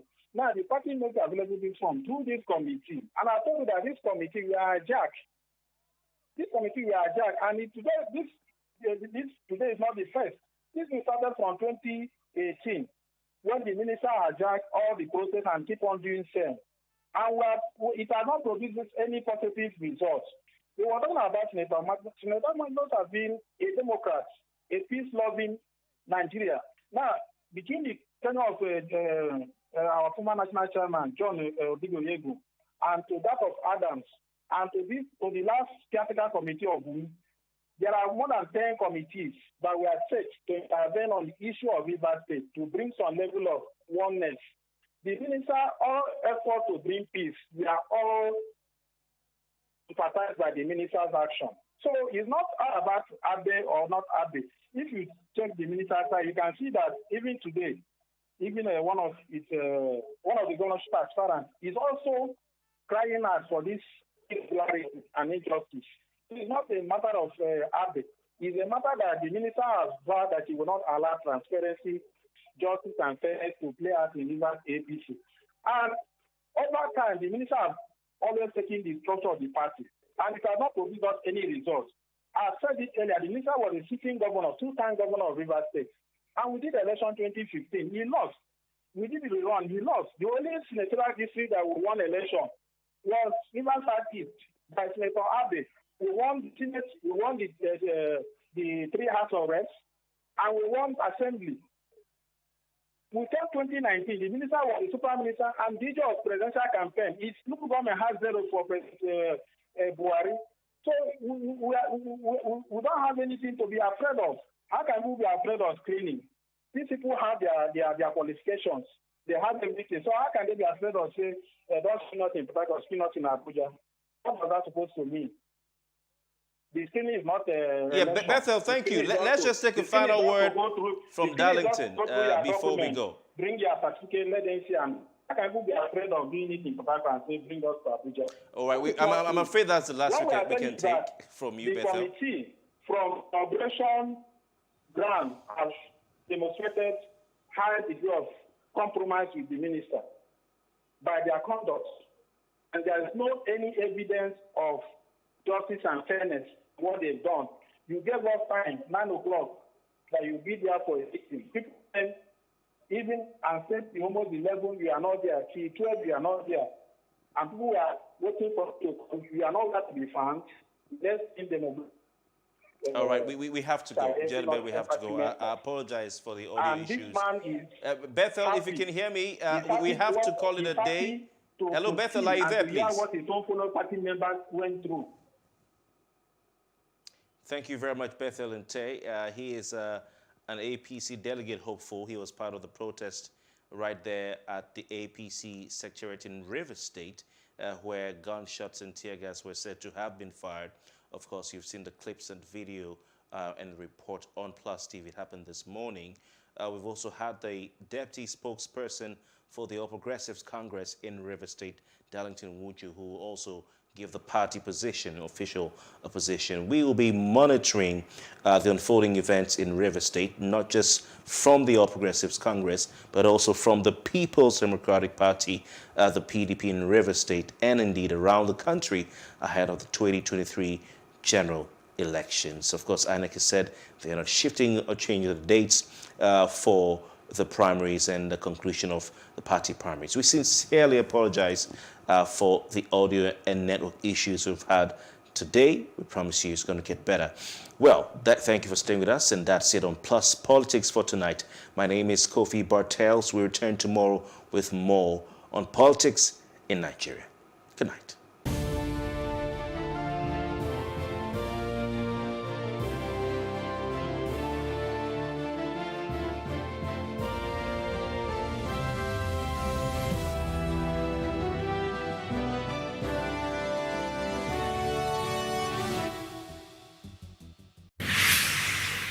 So what are the top decisions that the United States considers necessary that Nigeria must take?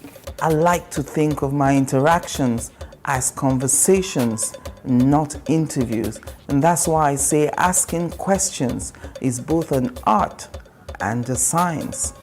Everyone says in Islam you are allowed to have 4 wives. Is it mandatory?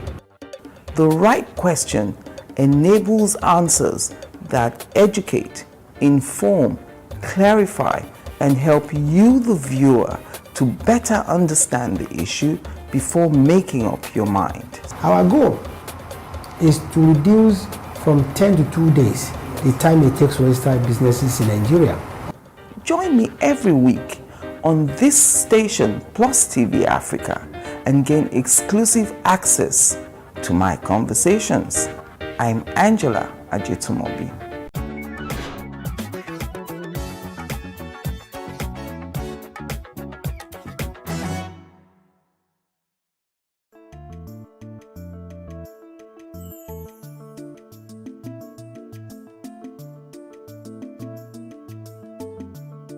Peptic ulcer disease is the disease of, not exactly disease, a condition, a clinical condition where there is an ulceration, meaning a wound in the stomach. Peptic, coined from the name peptic acid. Peptic acid is found in the gastric. So sometimes you hear gastric ulcer, you hear peptic ulcer. They're not physically different. They are just relating to the stomach. The only other different type of ulcer is duodenal ulcer, which is just the next organ after the stomach, all right? The stomach, which is the sac that contains food, also contains gastric acid or peptic acid that helps to break down protein.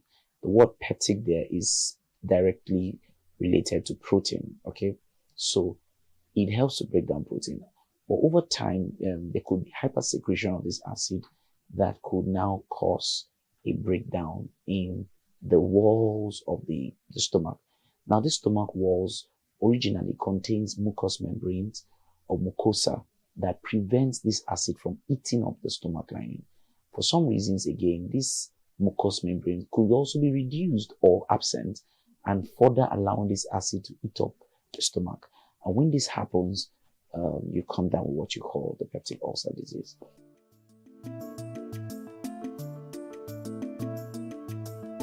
Peptic ulcer disease can be caused by a couple of things. One of them is stress.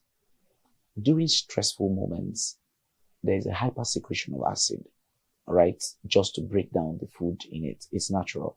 In the whole body, when you're stressed, the body metabolic rate is increased and intensified, and you have many activities going on. Carbohydrates is broken down, more proteins are broken down, fatty acids are broken down to provide one major thing, which is glucose, to allow you to think, send glucose to vital organs. One of them is the brain, the other is the eye, the other is the heart.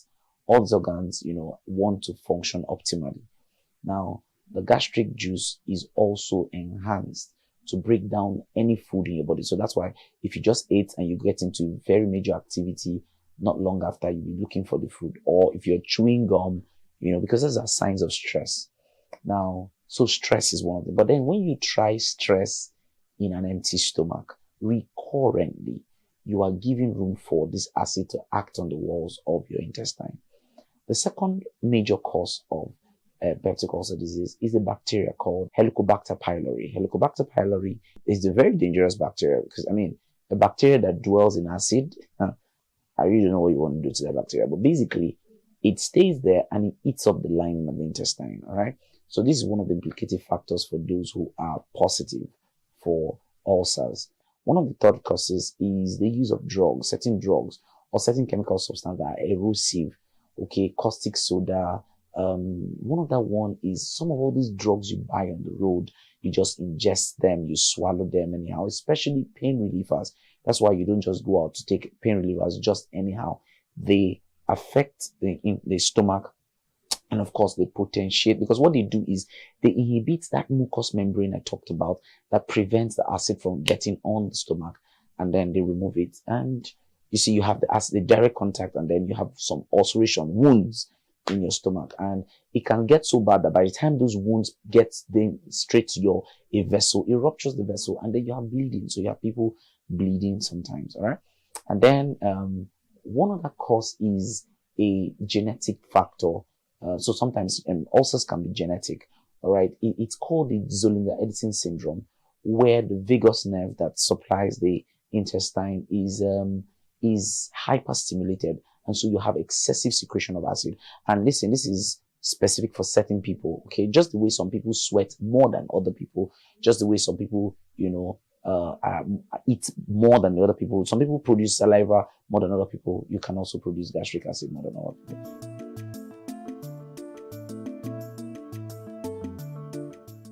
Well, the word is try to eat recurrently. Don't fast every time. If you're fasting, let it be clear that you're fasting, okay? And you want to fast guidedly, okay? Maybe with your doctor. You like to see your doctor first and be sure that you're good to go, okay? If not, you don't do it recurrently, okay? What other things can you do to prevent it? Yeah, irrational use of drugs. Don't just take drugs because you see them. Don't drink chemicals easily. The use of alcohol potentiates it. Regular intake of alcohol exposes you to possibilities of coming down with peptic ulcer disease. Now, one other thing is ingestion of diet. What kind of food should you do? High levels of acid containing diet should be minimized. All right. Sometimes you see people taking all kinds of concussions, herbal concussions. You are exposing yourself to great dangers. Okay. When you do all kinds of acid containing meals or diet, lime, you're trying to mix lime and ginger, and you're trying to lose weight, but you are potentiating something else. So it's important that you are careful what you are mixing, prevent it. You don't have to take excessive protein diet. Some people like to take roasted meat, for example, what we call suya locally. You do a lot of suya and you do a lot of alcohol. That can potentiate peptic ulcer disease for people. So prevent it by reducing this type of foods. Try not to take a lot of carbonated drinks. Alcohol dropped drastically. Water is very important. And before you do some of these things, please eat right. All right, eat your balanced diet. Don't skip meals.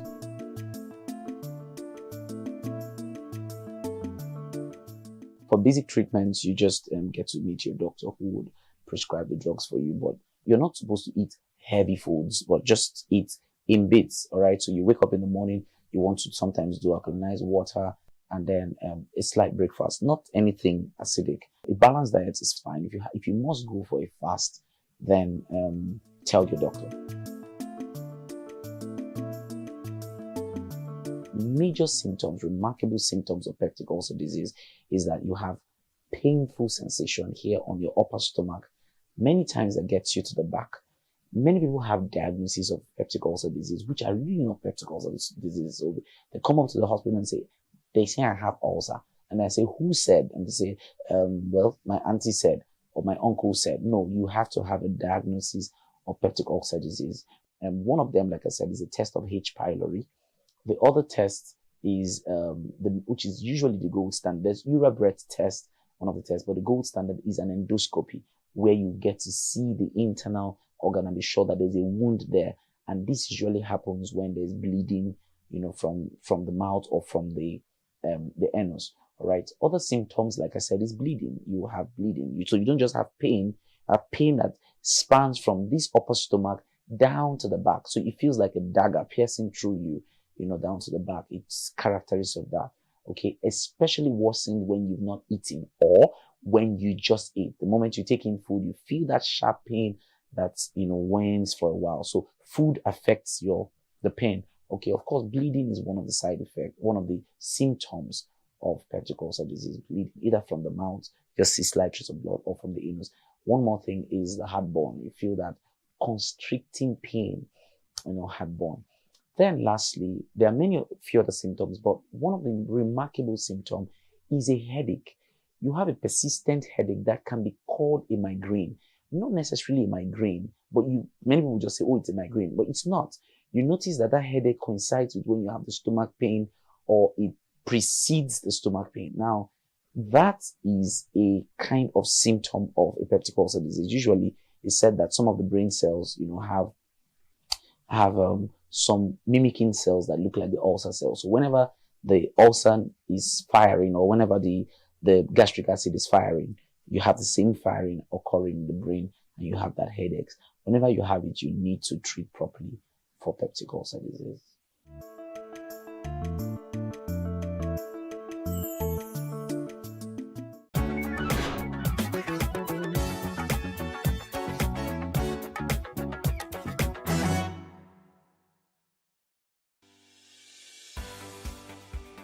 Businesses in Africa can be very challenging.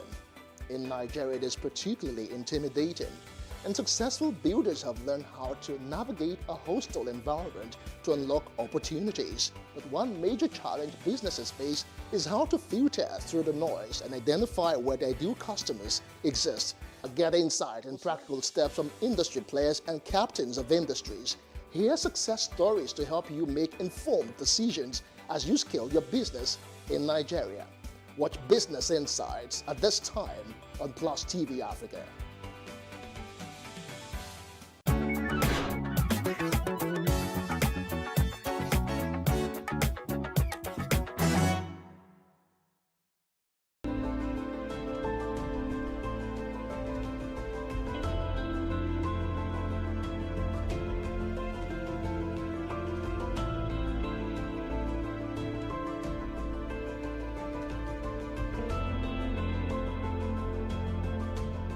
When I heard him, I didn't know he was a sickler until last year.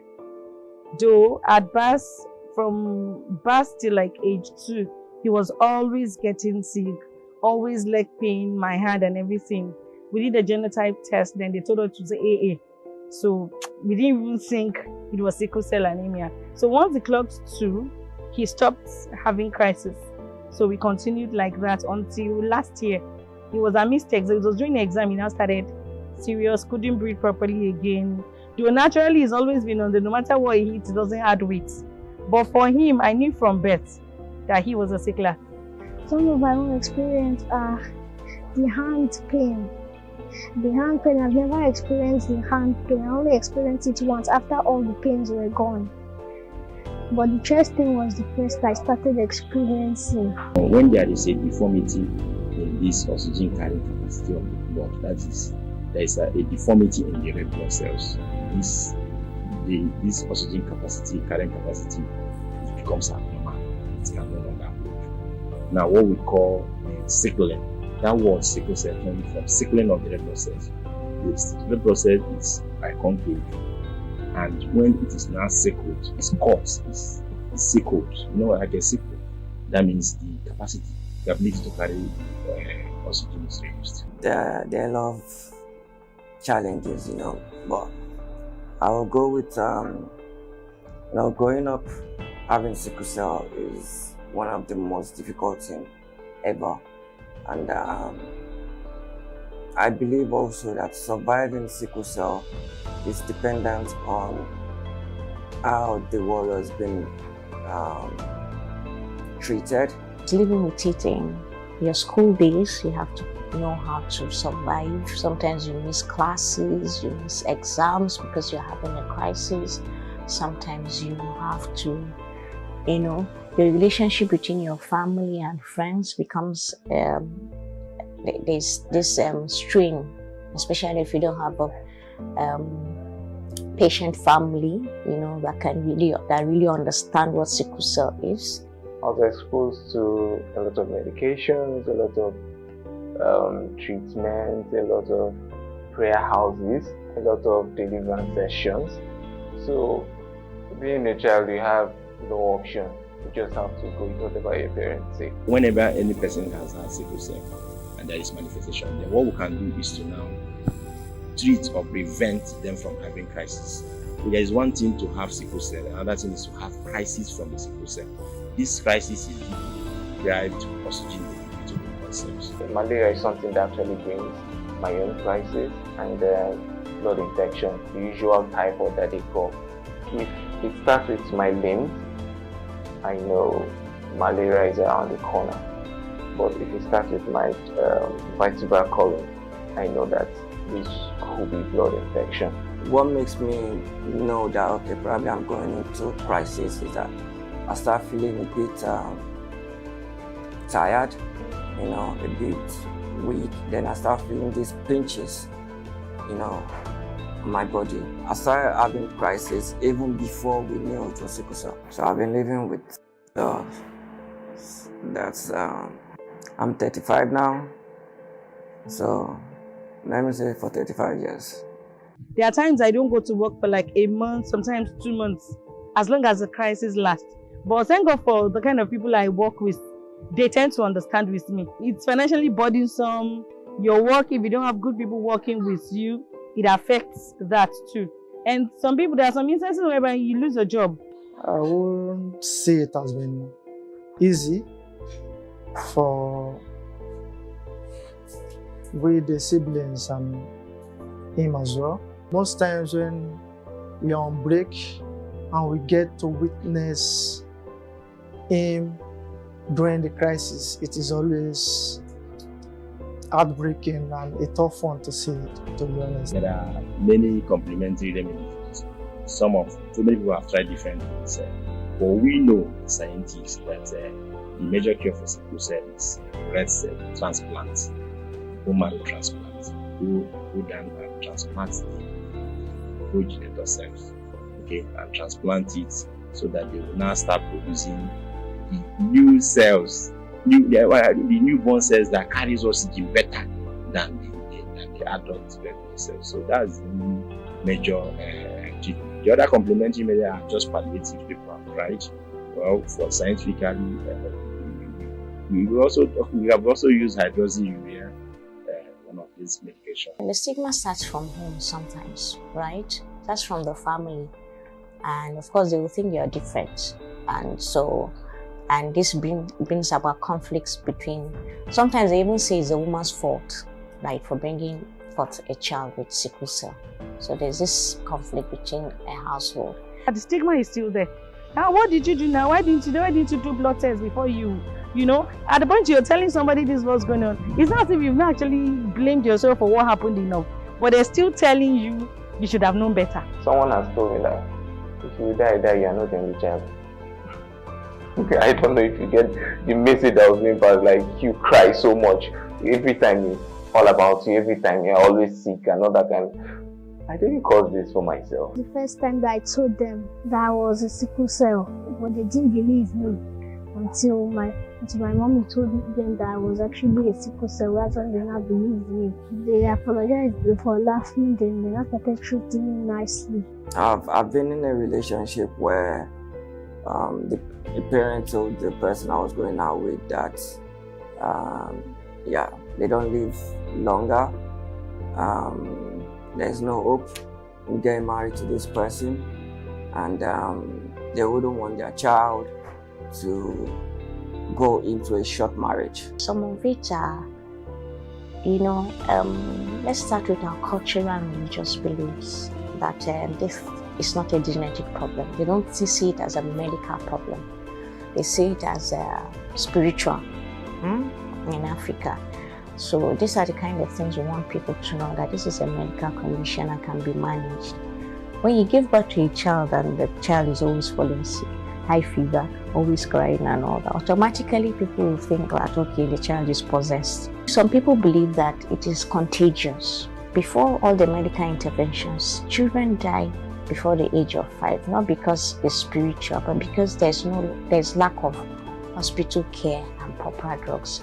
But with hospital care and proper drugs now coming into play, there's a bit of improvement, and warriors can live to 90 years. So the parents need to be educated that if their genotype does not match for use at least AS or AA, they should not go ahead and marry. I am still blessed. There's a lot of pain associated with it, but I'm still thankful. You know what I'm saying? I'm still grateful. I mean, regardless of everything, I still have someone who was able to kind of, damn the consequences and say, okay, yo, forget about what other girls have said. I'm going to marry you, regardless of what they've said. I'm going to take a risk on you. And she did. And I got married, and I have 2 kids. For me, that helped me to build a lot of positivity. Because I've been surrounded by so many negativity, I just had to develop it. But then, you can be stronger than anything that is thrown at you by life. If you choose to be strong, if you let situation, you don't have to be a victim all the time. For children with sickle cell, your life is still ahead of you. You can be anything in life. There is no limit to how far you can get to.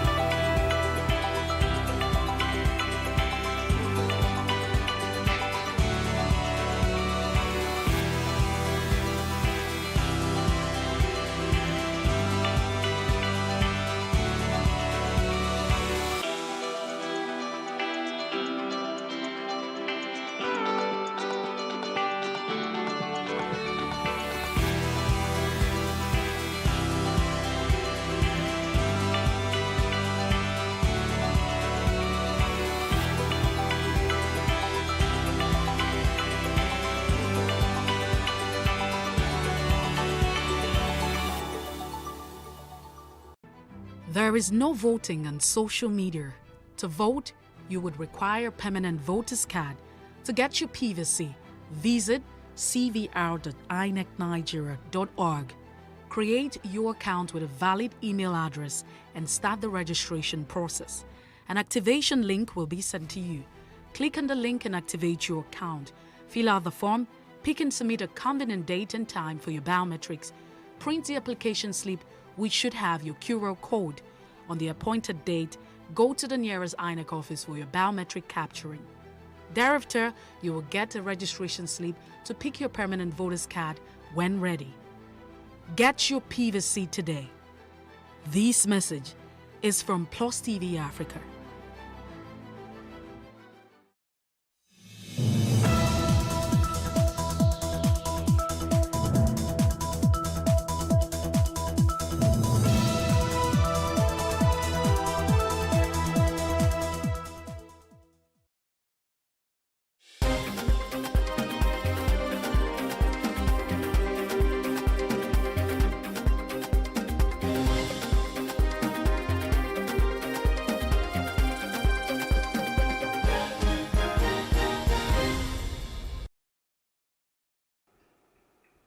Good evening, I'm Olamide Adeyemi. This is the news update. President Muhammadu Buhari will leave for the United Arab Emirates to meet with the Asian's new president, Sheikh Mohammed bin Zayed. Announcing his departure, presidential spokesperson Garba Shehu said the president's trip is to convey his condolences on the passing of the former president and ruler of Abu Dhabi, Sheikh Khalifa bin Zayed, and extend his congratulations to the new president. Shehu said the move will renew the bond of the long-standing friendship between Nigeria and the UAE. He said the cooperation between both governments have helped Nigeria in tracking down illegal assets and tracing terrorist funds. The president is expected back in the country on Saturday. Now, the Supreme Court has joined Rivers State in President Muhammadu Buhari's suit against Section 84, subsection 12 of the Electoral Act as a hearing, and the suit has been fixed for May the 26th. Justice Mohammed Atijo adjourned the matter following the concession by Buhari's lawyer Lateef Fagbemi that the Speaker, Rivers State House of Assembly, and Attorney General, Rivers State be joined as parties. President Buhari and the Attorney General of the Federation, Abubakar Malami, had filed a suit at the Supreme Court seeking an interpretation of Section 84, subsection 12 of the Electoral Amendment Act 2022. Moving on, the minority caucus in the House of Representatives has asked President Muhammadu Buhari to sign the one-item amendment to the Electoral Act 2022. The caucus notes with grave concern that the president's delay in signing the single amendment to Section 84, subsection 8 to the Electoral Act 2022 has thrown the nation into serious confusion and constitutes a huge threat to our democracy and the smooth conduct of the 2023 general elections. In a statement by the minority leader of the House of Representatives, retired Honorable Ondudi Elumelu, the caucus urged the president that any further delay in signing the amendment to the Electoral Act to give political parties a sense of direction and the conduct of primaries for the election of candidates for the 2023 general election has the capacity to derail the entire democratic process and destabilize the nation. Now, there has been tension in the Ojo local government area of Lagos as Okada riders resist attempts by police officers to enforce the ban on commercial motorcycles in Lagos. Police officers from Onirike Police Station Ojo impounded some commercial motorcycles plying the Mile 2 Badagry Road, and the motorcyclists revolted, stormed the police station and tried to overrun the station and free motorcyclists arrested by the police. Gunshots were heard ringing out in the area as police officers tried to keep them away, while the motorcyclists retaliated by throwing stones at the officers. The incident has caused heavy traffic in the area. Lagos State Police Commissioner Abiodun Alabi has clarified that residents who operate motorcycles for career services or other private dealings will not be affected by the latest Okada ban. The latest ban on Okadas in the state comes after a sound engineer, David Imo, was allegedly lynched to death by motorcycle riders in the Lekki area of the state over a fare dispute. Police Commissioner stressed that the enforcement of the ban this time will be more thorough, as most Okada riders are criminals and must be taken off the road. The Minister of the Federal Capital Territory, Mohammed Bello, has ordered the closure of the Dei International Market indefinitely following a clash between commercial motorcyclists, popularly known as Okada riders, which claimed at least 4 lives. The minister, who gave the order after inspecting the scene of the incident alongside the FCT Commissioner of Police, Sunday Babaji, and other security agencies, said trouble started in the market when a female trader fell off a commercial motorcycle and was crushed to death by an articulated vehicle. While dismissing initial reports of a communal clash, he directed the community and market leaders to fish out the hoodlums responsible for the crisis. And our students in Ekiti State blocked the popular Fajio roundabout in protest against the ongoing strike by the Academic Staff Union of Universities. The joint protest was carried out by students of Ekiti State University, Ado-Ekiti, and Federal University, Oye-Ekiti. They displayed placards with descriptions such as "End ASU Strike Now." "We say no to educational stagnancy. We are tired of deadlock meetings, and education should not be this difficult," among others. The president of the National Association of Nigerian Students, Sunday Asefo, said the students have lost patience waiting for the federal government and ASU to resolve the impasse. Mind you, there is a statement by us, and we are not joking with that statement, that if this matter is not being resolved, they should forget about the political activities, the primary coming up in Abuja anytime soon. We are test running, we are showing them that we are not sleeping. We are telling them we are not sleeping. We are telling them we are tired of staying at home. But if they don't listen between now and next week, yes, we will all resume back to our main campus. At the end of every strike, the lecturer will get paid. At the end of every strike, the government official will get paid. Then who pay for the Nigerian student? Who pay for the time being wasted by Nigerian students? Nobody. So these people are not, they don't consider us as part of them. And I'm saying it vertically, that these are the people who are direct beneficiary of the free education in this country. A medical practitioner, Dr. Dauda Belal, is worried about the huge resources Nigerians expend on health services, which are usually not commensurate with the delivery. Dr. Belal called on the government to put in place a knowledgeable and inclusive health system. He mentioned the importance of the contributed health scheme, which he said can engender quality health care at a low cost. Bigger opportunities by allowing for inclusion of the private sector to come in the different ways. It doesn't have to be a public-private partnership where money must exchange hands, but creating an enabling environment for inclusion where people can showcase their talents, can also be allowed to voice out what they have and showcase those things in order for government particularly to choose from where they can improve their policies. So in terms of healthcare finance, you know, whether you like it or not, that is what makes the health economics to be a bit different from the normal economics. The utility for health is too high. You can't value how much life is. Therefore, nobody wants to die, and as soon as somebody is sick, the entire family may go into impoverishment trying to provide care for the sick. Now, Nigerians speak on the need for regular medical checkups as untreated cases of hypertension double. And that's on Street Views.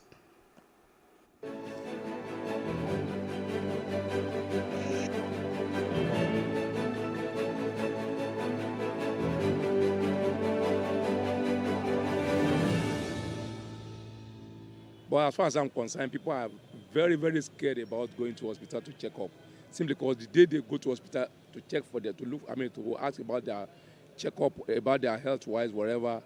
When they tell them you are carrying so disease in your body, it will be like, what's all this? So their days of death will start counting from that day. So that's why you see many people, they'll be running for it.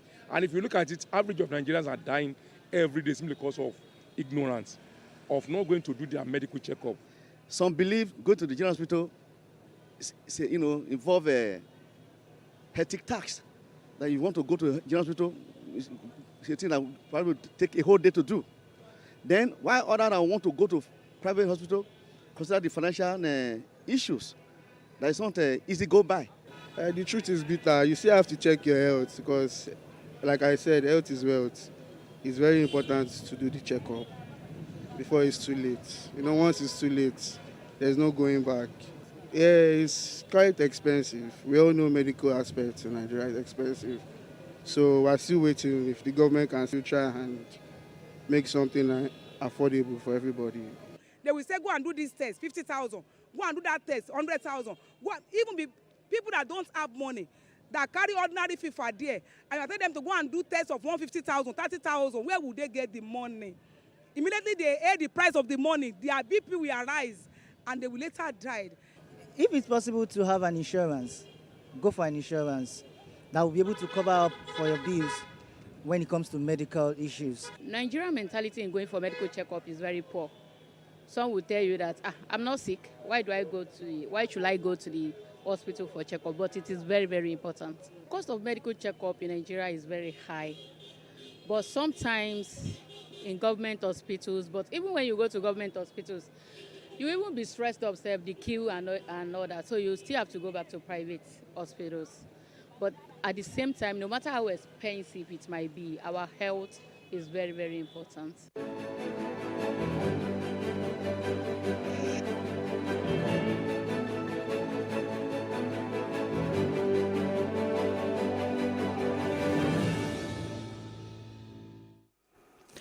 And in other parts of Africa, the new special representatives of the United Nations Secretary General in the Central African Republic, Valentine Rugwabiza, wants a readjustment of the UN force to protect civilians victims of abuses.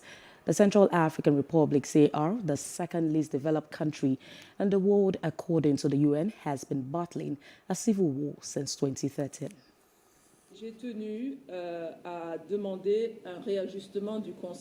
I wanted to ask for a readjustment of the concept of our force, of the MINUSCA force. In very simple words, the essence of this readjustment is to adopt a proactive and preventive posture of exactions on civilian populations on the basis of reliable information.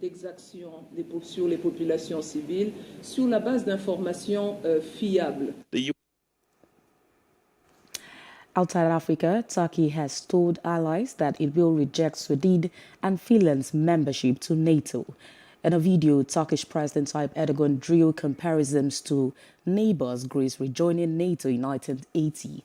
He claims Greece harbors what he deems terrorists and fears the same will happen if Sweden and Finland were allowed membership. Erdogan accused Sweden and Finland of harboring and financing the groups and supplies them with weapons. Finland and Sweden formally applied to join US-led NATO, a decision spurred by Russia's invasion of Ukraine. Now the Taliban has ordered that female Afghan TV presenters cover their faces while on air. The ruling comes 2 weeks after all women were ordered to wear a face veil in public or face punishment. Restrictions on women are being tightened. They are banned from traveling without male relatives, and secondary schools are shut for girls. The new decree is being widely criticized, with many calling it another step by the Taliban to promote extremism. Moving on to business, the Federal Executive Council has approved 169.7 billion naira private sector investment for at least 4 road infrastructures through the government tax credit scheme. The roads include a 234-kilometer stretch from Bali to Shetu through Gashaka to Gembu in Taraba State. The second road, which is also a tax credit scheme, consists of 3 roads worth 74 billion naira. According to the Minister of Works and Housing, Babatunde Fashola, the scheme was initiated in 2019 through Executive Order 7 signed by the President, which allowed private sector players finance public infrastructure instead of paying taxes and then offset it over time using tax credits. Moving on to entertainment, pop music star Shakira has hailed the importance of music platform for today's emerging talents as she feels it helps artists showcase their music and makes the process democratic. She spoke on the red carpet at the annual Ivo Novello Songwriting Awards at Grosvenor House in London. The Colombian singer and songwriter recalled that when she was starting out in the music industry as a teenager, there were gatekeepers who would decide if a song was worth playing or not. And in sport, FIFA has been urged to set up a compensation fund of at least $440 million for migrant workers who have suffered human rights abuses during preparations for the Qatar World Cup. Amnesty International made the request in a letter to FIFA President Gianni Infantino. The sum suggested is equal to the 2022 World Cup prize money fund. It is estimated that up to 30,000 migrant laborers have been used on projects to build 7 stadiums for the finals in Qatar, as well as a new airport, new metro, and new roads. And that's the news update. For more stories, please follow us on our Facebook, Twitter, and Instagram, and visit our website at www.plustvafrica.com, and do subscribe to our YouTube channel at Plus TV Africa and Plus TV Africa Lifestyle. I'm Olamide Adiemi. Many thanks for watching.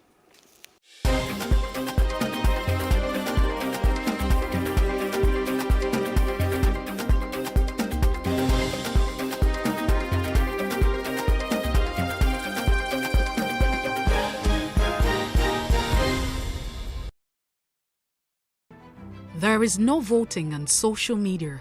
To vote, you would require a permanent voter's card. To get your PVC, visit cvr.inecnigeria.org. Create your account with a valid email address and start the registration process. An activation link will be sent to you.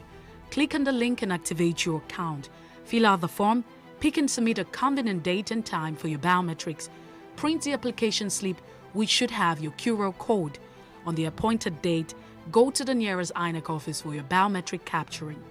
Thereafter, you will get a registration slip to pick your permanent voter's card when ready. Get your PVC today. This message is from Plus TV Africa.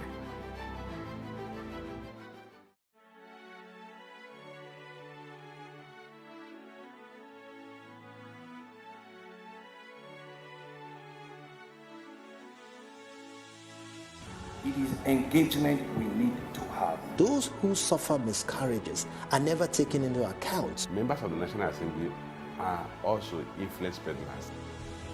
You are sitting on Nigerians' money. From the barbing, I pay my rent. On the barbing, I send my children to school. A consultative engagement. No any tangible notification before they ban us. It's one thing for people to be at your back and the heat of the moment, and another thing for them to still be with you when push comes to shove. I will do everything to take Lagos out of the national grid.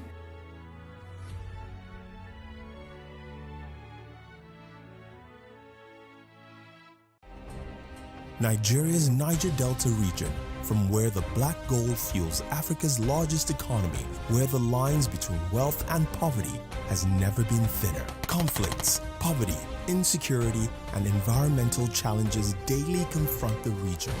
How can the Niger Delta story be changed for the better?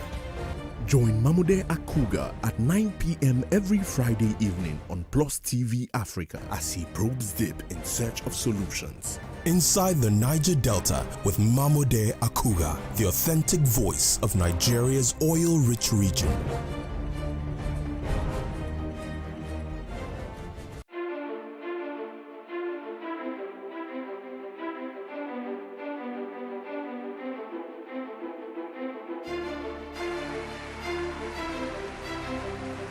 This medal has been directed to empower 1,000 persons with disabilities in each state in the next 12 months. When I start hearing the shoot of gun.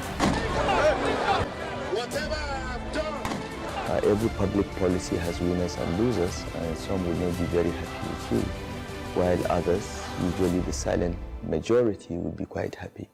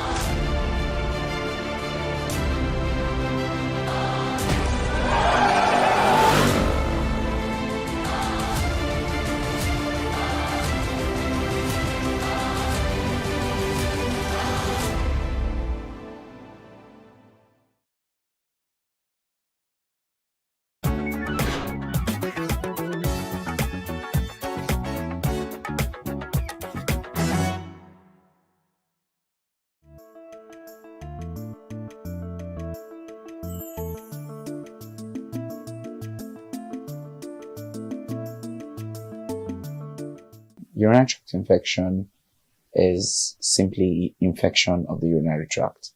So the body is divided into systems. And of course, you have, just like you have the digestive system, neurologic system, you have the urinary tract or urinary system, which is made up of the kidneys, the ureter, the bladder, and the urethra. Okay, these four parts form the urinary system. Any infection in any part of the system is what we simply call the urinary tract infection.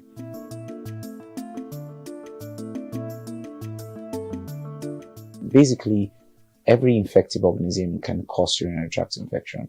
The most common ones are your bacteria, your fungi, and viruses. You have virus infections that can cause urinary tract infection. You have fungi that can cause, especially in immunocompromised individuals. For an example, people on high levels of suppressants, immunosuppressants, or high levels of chemotherapies, or patients who have come down with retroviral infections. Then, in very common cases, are bacterial infections that cause urinary tract infection, which are the common ones that we see. So you have things like Streptococcus, you have things like H. influenza, you have things like E. coli. In worst cases, you have Klebsiella, and of course, all of these bacteria can actually cause urinary tract infection. When they affect the different levels of the body, they have their different symptoms. So some of them get as far as the kidneys, cause things like pyelonephritis, and it further goes down to damaging symptoms. Okay, so it can be caused by bacteria, fungi, viruses are the commonest one. Protozoas can also cause it, and sometimes worms infections. 5 major steps actually preventing urinary tract infections. Number 1 is maintaining a good hygiene. Hygiene has been seen to be implicated in urinary tract infections, and if you are not very careful with, especially with the underwears, you can recurrently cause urinary tract infection. And then, of course, with the areas of sanitation, the restrooms are very implicative. And even in, partners, sexual partners, sometimes you may need to be very cautious. Okay, so basically hygiene. Oftentimes you see ladies not properly, use their underwears, or sometimes they don't even use it or properly wash. So it's usually recommended that they wash recurrently with maybe a hypo, a sanitizer, as it were, or a jig, a detergent, and sometimes even iron. Okay, the reason for iron is to give the heat if you don't want to discard completely. All right. Other prevention mechanisms includes proper dieting. Okay. When we eat right, we prevent a lot of things. Sometimes when we do a lot of sugar, you provide a habitable environment for these microbes to grow. All right. A lot of sugar. Yeah. Sometimes we even think that high protein diets are very effective, but no, you further even provide, because you see, in improper dieting, you alter the pH of the body. This pH of the body is what is responsible for the maintaining a proper environment that organisms does not grow. When you distort it, certain organisms now begin to thrive in places where they're not supposed to thrive. A third thing is water, hydration, good level of hydration, okay, keeps us consistently cleansed out. The fourth one is, it's been said that especially in women, they ought to clean from front to back. Rather, yes, from front to back, not from back to front. Okay, that's the proper way of cleaning. And then there's been some drinks that have been used in, especially berry drinks, cranberry drinks, have been very effective in the GI. So if you have drinks that have the cranberry or berry nectar, you have a good chance of preventing it. Some other ways of preventing: regular testing, you can prevent your urinary tract infections. Yeah.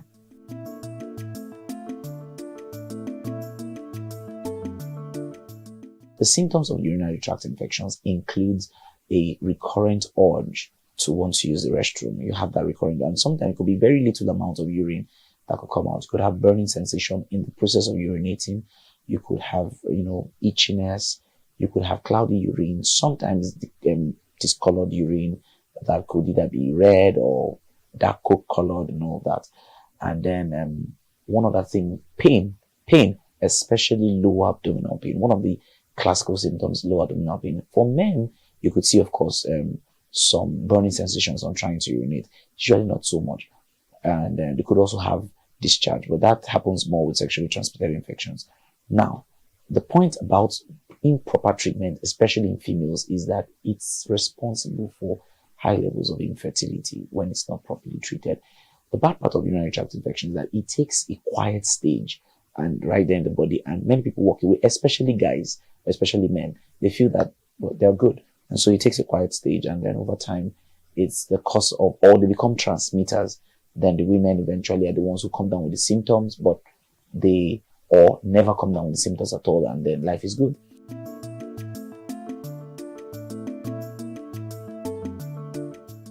The treatment plan for urinary tract infections can last for more than 2 weeks. It's important that you do not prescribe or you do not recommend yourself many of these roadside drugs that people do, especially when you hear things like Staph aureus and stuff. No, none of that is just very unacceptable. In the treatment of urinary tract infections, you get tested first and you get drugs that are sensitive to these infections. Now, for some reasons, when adequate doses of these drugs are not taken, especially to completion, like I said to you, many times the treatment could last for as much as 2 weeks because of the level for where they are. The urinary tract infection is one of the lowest parts of the body. All right. So you have to do that long. If you don't do that, you begin to grow resistant strains of these microbes, and then you have to do it again and again. But the next time you're coming back to hit it, you don't get the same response like you got the first time. So it's important that whenever you're going to get treated, you treat for a very long time, as much as 2 weeks, sometimes injections first, and then you complete the dosage with a couple of tablets that are sensitive to the organism. Whenever there is recurrence of urinary tract infection, it's important that you pay attention to hygiene. Check hygiene levels very importantly, and that simply means that you may want to discard all underwears and replace them. Have proper baths. Just pay more attention. Number one, you never treat urinary tract infections without trying to treat your partner. It's important that you check out your partner, especially when it is one partner. Okay, if there's multiple partners, you just have to do something about that. All right. Okay. But then you want to also pay attention to your partner. The second and the third important thing is to check your fluid balance and all the other exogenous things you take. Now, when you're treating with the drugs, I recommend that you do injections first and then you do orals. Many times orals don't get as deep and as far as what the injections will do. So even when you see sensitivity for certain drugs, you want to try the injections first. For me, I practice for 5 days minimum. And then subsequently, the books sometimes say up to 7 days. All right. And you do, subsequently you do the injections. When you do that, you get a better result because of the penetrating capacity of injections compared to tablets.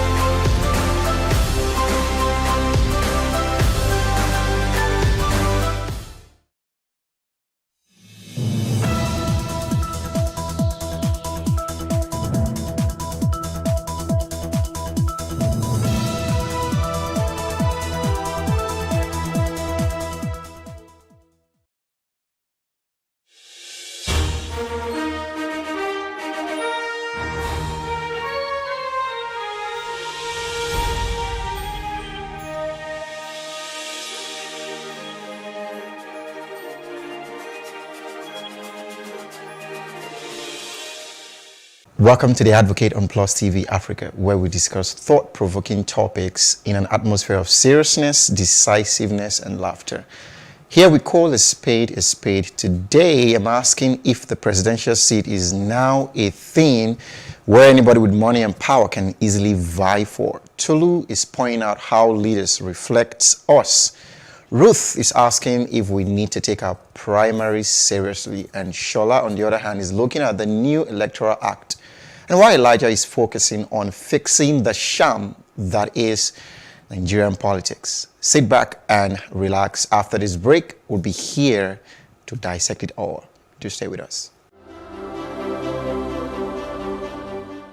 Is the presidential seat now a joke? In the past few weeks, we've seen more and more people get into the presidential race. I mean, I've seen people who should probably be on exile now get into the presidential race. It's the audacity of impunity for me. This makes me consciously believe that Nigeria is fast becoming a comedy skit. And guess who the joke is? The masses. I can't help but fusing a popular trend on Twitter. Is this playing? Are you playing? What type of playing is this? Could this also be the change blindness, a term that is used in psychology, which politicians adopt as an advanced strategy too? Human beings can only focus on so much. If you want to hide something from the people, throw several things at them, and then what you're really doing will go unnoticed until it's too late. I just hope it's not going to be too late for us. I strongly believe that whoever ends up at the presidential seat in the 2023 elections is going to be very critical to Nigeria's position in the next decade. I personally implore everyone, both young and old, to get involved and closely follow what's happening. I'm still very much flabbergasted with everything, but let me take a moment off the screen to engage my fellow passionate advocates here, asking one singular question: what's really going on here? I was about asking you the same question. They said one of the political parties extended the deadline of purchase of form till today, and then tomorrow is the deadline for submission. So, like, are they applying for JAMB or what? So, you talked about the audacity. I think that's actually the main crux of this issue, because they're handling the presidential position like a joke, and we masses actually the ones that would bear the suffering. Now you're just a bunch of politicians. You just buy forms, and these forms are not cheap. They're not cheap. So you get together. One person is buying a form. They're just buying the forms, and these forms are. We all know it's 100 million for a particular party, and it's not small money. So that's where you know that there's actually money in Nigeria to waste. There's so much money to waste. I mean, they should just give us the money. Let's just share the 100 million. There's so much to waste. I think these parties are missing this thing. I understand that party has to do seats for other parties to raise money for the party, but this is way beyond. It's in excess. Why don't they focus on values? Presidential form they can even make it almost free, but the criteria for you to get it will be very difficult. Exactly. And to be somebody of value, if you don't have that level of personality or achievement, you can't get it. But the way it is now, every Tom, Dick, and Harry that has 100 million naira, one Agbero in the bus park will raise 100 million naira and go and buy the phone. I mean, it's very interesting. Sorry, Ruth. I mean, when I said change blindness, right? It didn't happen in 2019 elections. I don't think that happened in 2015 elections. So what's really going on? Are they trying to distract us from something? Why is everybody, obviously coming out for the farm? Yeah. So what's really happening? For me, I keep on asking myself, really, what's the brain behind bringing 100 million to buy a farm? I mean, the other day that was yesterday, I saw that the MD of Nigerian Mints company thereabouts also purchased the farm. So CBN governor purchased the farm. Ministers have purchased the form. Everybody has purchased the form. People are even buying on people's behalf. So I'm trying to wrap my head. Is everyone trying to register the fact that they have the money to do this? Or is it audio money? Or is it that they're trying to support? Maybe there's something behind this that the politicians are not telling us, because it's just not normal. And to be frank, this number, you're only seeing it in the ruling party. The last count for PDP, whose tickets price is even lower, is just 17 people. So here in the ruling party, you're having close to 30 people that have bought 100 million naira from. There's something they're not telling us. I think I would go with the fact that this is like a decoy to the real thing that's they're trying to do or trying to hide. That's the way I believe it. And the case was reversed then when PDP was in power. The same thing too. Even though it was not 100 million, it was exorbitant at that time. And of course, a lot of persons will show interest. What I think tells two things. Number one, it tells the over-monetization of Nigerian politics. Our value system is decaying. Exactly. We don't have to live our life based on money. You don't judge someone's content of character and value based on how much does he have in the bank account. It's supposed to be his antecedent. What has he done in the past? How many lives has he touched? Is he a man of integrity? Exactly. But the way they are doing it is all about money, money, money. Every Tom, Dick and Harry we buy it because he has 100 million naira. Even somebody in the government who is not even supposed to buy the form, a politically exposed person in handling a very sensitive office, is not supposed to buy the form, and then people are buying the form for him. It's very bad. So there should be a mechanism in which they screen out people. Not everybody should purchase the form, and the form shouldn't be a means for party to raise money. It's a distraction. Exactly. Thank you. Hi, Tolu. It's great to see you. What do you think about, this whole, will I call it a sham or a joke? Is it change blindness? Tell us. Probably you're closer to the seat of power. Maybe you can, tell us what's going on there. Tolu. Not a politician. Yeah. Hi, guys. Good afternoon. Hi. Clearly, there's nothing new here. It's the circus that happens every 4 years in Nigeria. And there's nothing new to see here, And it's, like you said, clearly it's a joke, but it's just a piece out of a whole circus, out of a whole comedy show, that happens every 4 years. Obviously, the electorate is not tired enough. I say that we're tired, but we're not tired enough. When we're really tired, right, we'll do something about it. History is bereft with stories of countries that have attained independence in the real sense of the word, or are practicing development in the real sense of the word. It takes a whole lot more. Last week we talked about this, right? Shola, you talked about this. I said, if you wanted to count how many leaders in Nigeria, they're not up to 100,000 people that are actually leaders. They're not up to 50,000. They're not up to 10,000. And there are 200 million people in Nigeria.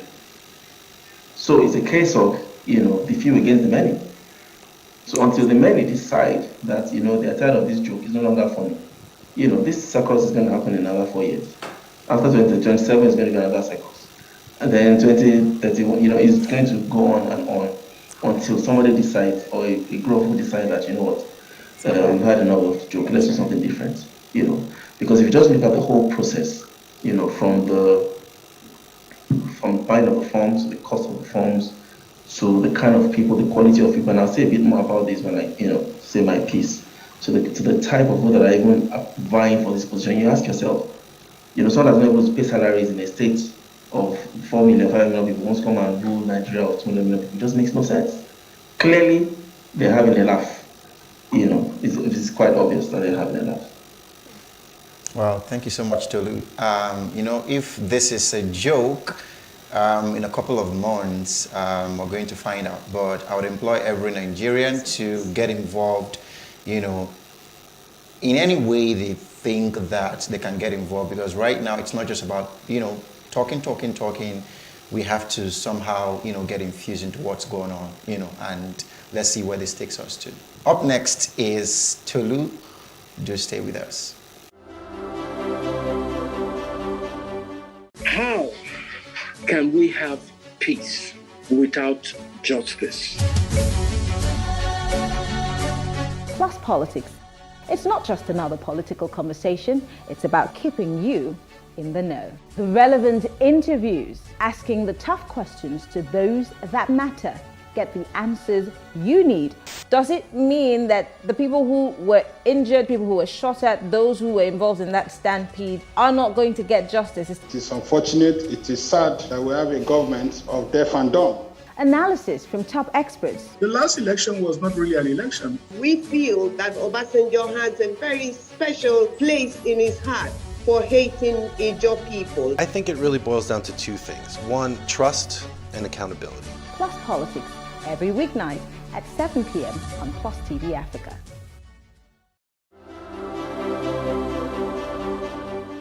What our presidential candidates say about us as the people?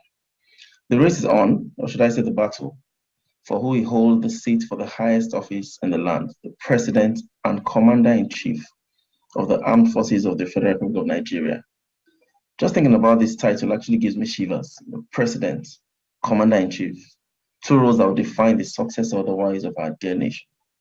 The President, really from the root word to preside.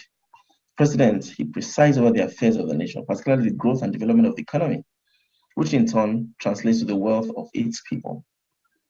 Basically, the economy of the nation contributes largely to the economy of its people, which in many cases contributes to the happiness index and can contribute to your level of welfare and therefore happiness. In other words, if I may exaggerate a bit, your choice of president can contribute to your level of welfare and your happiness. If you don't believe me, I mean, just look around you today. Today is 12th of May 2022. Are you a happy citizen? Does it have anything to do with what is going on around you, rising costs of food and welfare in general, and dwindling value of your currency and your economic power? On the other hand, also the Commander-in-Chief of the Armed Forces, this speaks to the safety, security, and the protection of lives and properties of the citizenry. Again, look around you. Do you feel safe? Does your family feel safe? What about your relatives in the north or in the southeast? Are they living a life devoid of fear, of kidnap, robbery, assassination, etc.? Many times we do not actually consider the gravity or import of our decisions when it comes to elections. This time, in choosing the president of a country like Nigeria. Now, look closely at candidates we've had, before now. Cast your mind back. President since 1999, when we decided to take the path of democracy. We've had one president, Olusegun Obasanjo, had the late president, Umaru Musa Yar'Adua. We have the president, Goodluck Jonathan, then President Muhammadu Buhari. Assuming we chose the best qualified candidates, and indeed the best of us to represent us as president, then what do these four men say about us as a people? It's another election cycle. The politics is heating up again. Beyond party primaries, in which these events are bedeviled with bribery and counter-bribery of delegates, which actually results in the candidates with the most money, clinching the tickets versus the most qualified or experienced candidates. So the more money you have, the more your chances of clinching these tickets. I do advocate that we actually put the candidates to the test by doing the following. One, ask the important questions, ask pertinent questions about how they actually intend to get out of this quagmire. And then that helps us to weed out those who don't have a well-articulated plan. Also, we should disqualify everyone that has been proven guilty for fraud or corruption. Again, we have to slash the salaries of these office holders to slightly higher than the minimum wage, so we can truly see who is really ready to serve. I mean, if you do this, let's see what happens. I assure you, water will find its level, and will find those that truly care about service to the people, not just those that are obsessed with service in their pockets. Thank you. The part you talked about slashing salaries has always been an issue over the years, but we all know that no member of the legislature or the executive or even the judiciary will be happy to do such, slash of the salaries. I'm sure our politicians would not be happy to do that. I know there was a particular politician that came online to say that his salary was about 50,000. There was a time, and a lot of people debunked that and said that it was a lie. So I believe that if you want to serve, you can still earn well. You can still earn well. We all know that in the UK, what Nigerian politicians earn is far, more than what people earn in the UK if you're serving. So I just think that it's not a function of reduce. You could reduce your salaries, but we all know that Nigerian politicians are there for the money. The money is the motivation. So you should work regardless of whether you're paid well or you're not paid well. You should be ready to serve your people. You should be able, maybe you're expected to do the right thing. And we realize that when these politicians do things for us, you know, there's so much noise. Like, when we make so much noise. But this is what they are supposed to do. It's your duty to provide good roads. It's your duty to do all of that. But, you know, there's this assumption that they are doing something fantastic. So that's why they make so much noise. So that's just my opinion. I think for me, my thoughts actually is around when Tolu mentioned, asked us to cast our mind back to previous presidents. I mean, it's just a reflection of our decisions. I guess some of us around here might not have been involved in that process at that point in time, but regardless, our parents were, our elders were, our siblings, or even for some of these leaders as well, we voted them in. It's just a reflection of who we are, what kind of people we have actually placed across board. I was just thinking, if probably in all of these 4 leaders that were placed, if any one of them was really qualified they were qualified to do the work in terms of not just saying that they went through school, because I mean there was a time that was the mantra, that was I'm an educated person. Then it moved on to I am for the people, I understand the people's plight, I've been there. But if we were selling beyond those things that are mundane and we're actually looking for candidates that really would serve the people's interest, I can imagine what Nigeria would have been if those are the kind of people that were elected from 1999 up until today. That just helps us think that really, indeed, our elected officials would determine the destiny of the nation and its people in general. So we really need to make wise choices going forward. Yeah. The thing is, speaking about making money from politics, it's possible to do the right thing and make a decent living doing the right thing. The politicians in the US and the UK, they are paid decently. But they don't see politics. Politics to them is not just a career path. It's more like an act of service. So I remember the last time I was listening, that was some couple of weeks ago, I was listening to an interview of a Nigerian who is a Briton. She is a British, but a Nigerian. She contested for an office, I think member of the parliament in Britain. And she said, they were asking her, how much was your election, the process there, everything. She said she spent less than about £8,000. Convert that to Naira, that's a chicken change. £8,000. And that money was like, some of our friends came together, gathered that money. The money was meant to send meals, letters, print some flyers, and that was all. Not for bribery. But yeah, how much, if you do the mathematics, £8,000 cannot even buy expression of interest for the least political party. Right. Because their politics is not monetization. They attach value to this thing. And is it possible for political parties to make presidential form almost free, but then let it be men of values that can afford it? If it's free, but the fact that it's free, you still can't afford it. You have to meet a certain level of criteria. So we need to shift our mind from politics of money to politics of values. I'm not saying politicians should cut down their salary beyond comfort. Of course, we know that their salary is too high.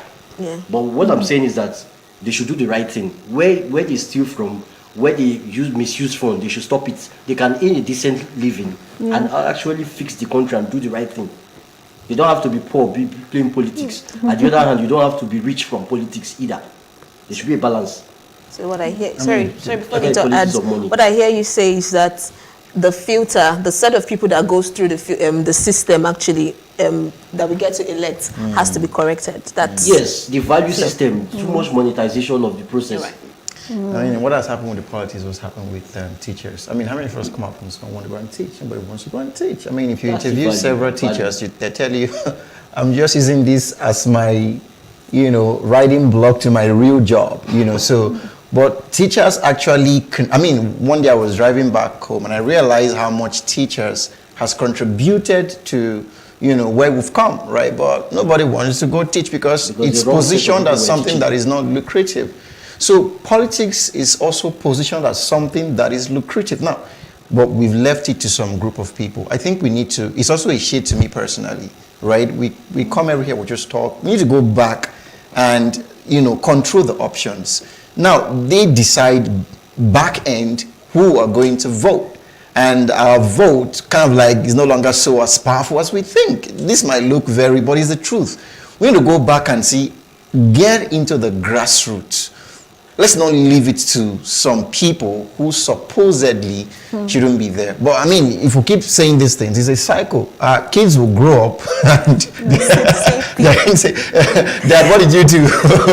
You were just talking and all that. But I think it's the reality, the truth, that we don't want to get involved, but we just want to stay out of it and keep just being intellectual around it. Let's just try and create even if you can't get involved, support somebody, find somebody that can actually push to getting involved at that grassroots. Just like you said, if we can do that, I mean, these people are a reflection of the society. When it comes to campaigning or electionary process, they want to buy goods, materials, or gifts to lure voters because they believe that too much money, stomach infrastructure. We need to go beyond that and stick to real value.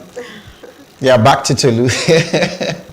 Ruth is next after the break. Please stay with us.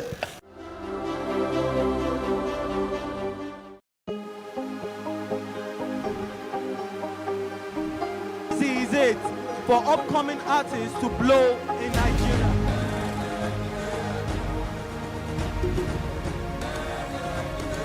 Welcome to Plus Trending. I am Buki November, your host, saying thank you for joining us on today's episode. Welcome back. It's tea time on Plus TV Africa. Practice makes perfect. I'm not perfect yet, but I'm a lot better than I used to be. He's a king. He's entitled to marry 100 if he wants to.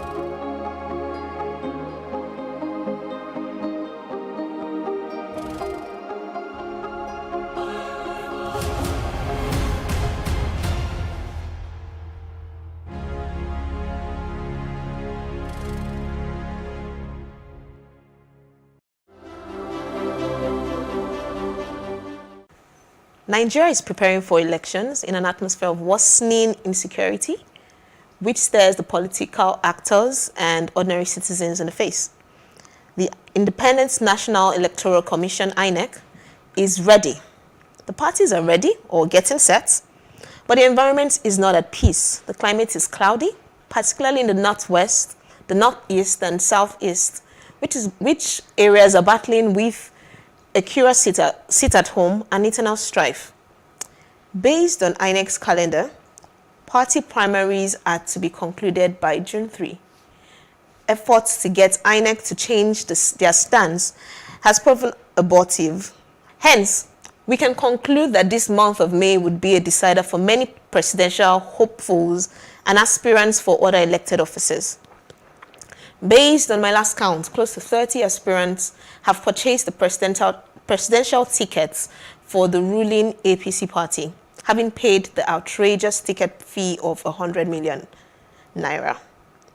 The main opposition party, PDP, on the other hand, has screened 17 presidential hopefuls. There is a resolve on every part of many people to get tickets for this presidential contest. It is important that we remember that our current economic and societal issues are results of our decisions at successive polls. The candidates presented at the general elections are results of the primaries. Hence, we need to understand how the primaries work in Nigeria. The Electoral Act provides that candidates for whatever public office can be elected by indirect primary, direct primary, or through consensus method. In these forthcoming elections, the two main political parties are going to pick their presidential candidates using the indirect primary method, and delegates are the ultimate deciders. There are two types of delegates, the ad hoc and the statutory. The ad hoc delegates are picked by holding congresses in the wards across the country. Statutory delegates, a recent provision of the amended Electoral Act, are party members who have held public offices before. So you mean people like governors, ex-governors, and presidents and the likes. This amendment might be out of selfish interest of politicians or otherwise, only time will tell. However, what we can say is that there would be more people to decide the buffet that will be served to Nigerians in 2023.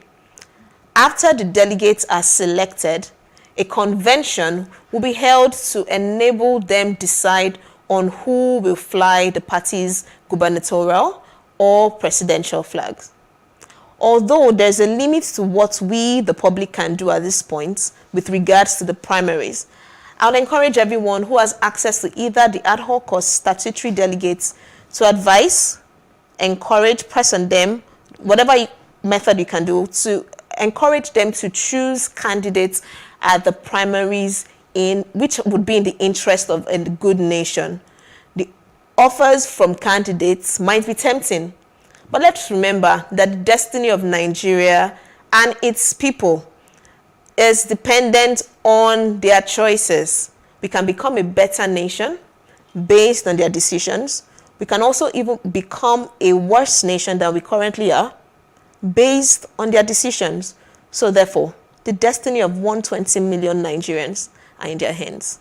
So, guys, what do you think? How can 200 million. we, or rather 200 million rather, how can we encourage delegates or to bring forward the right candidates? So who are these delegates? That's where we should start from. So we'll start from there. Statutory delegates are ex-presidents or ex-public office holders or even current public office holders. But you then have ad hoc delegates that are usually selected through a convention. So, yes. And oftentimes these delegates are even being bribed. Of course. Recently, I saw a post where they said, was it Asiwaju Bola Ahmed Tinubu has secured over 370 delegates. So I asked, secured in what sense? Is it that, I don't want to go into the details of that, but I hope the processes are fair. I hope they are fair. They should think about the future of the country. So any political party now that want to contest, because this weekend, I think the election should be this weekend, right? Yes, yes. So by Monday Primaries. we'll know the primary election. Yeah. Yes. So I just pray these parties, they will do the right thing.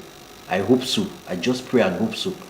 Why do I think that it's almost like, let me even use I don't like to say the word ruling, it just looks too tyrannic. You know, the leading party. I think leadership is more better than rulership.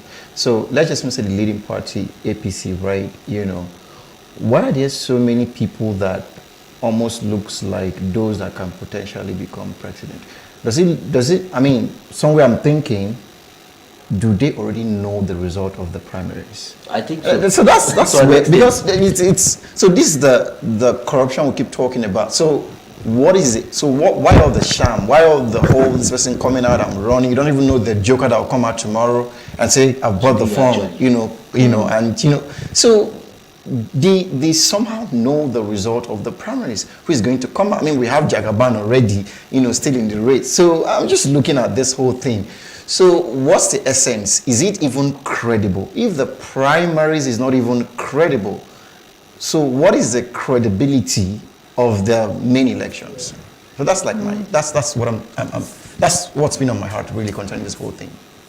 The thing about the primaries, I personally think that there's an element of corruption in the primaries, because we see, even at the local government levels, even at the very low level, you see that in your small community, in your local government, your small community, you just ask one or two people, they're already like, oh, that lady is the one that will emerge. They've not had the primaries yet.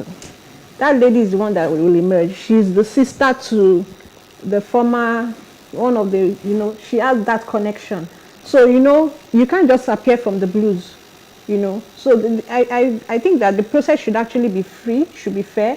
I was encouraged when I saw a lady, I think Kwara State, she's a very young lady. She picked up a form yesterday or 2 days ago, and a lot of people on Twitter started to speak to her. Oh, where did you get money for the form? Where did you get money for the form? Oh, who are you? Who is your father? That was a question on Twitter. Questions are not yes, supposed to be that. And she's a young girl. I think she's in her 20s. Yeah, she's in her 20s. And people said, this form is 2 million naira. Where did you get the money? Who is your father? That was a question on Twitter. Who is your father? So now we need to ask ourselves, what if she has been saving this money, saving money, seeking support from uncles and aunties, that she wants to do this is her dream, she wants to be a change agent, you know, but, you know, that's precedent. We need to work on ourselves as Nigerians and begin to do things the right way.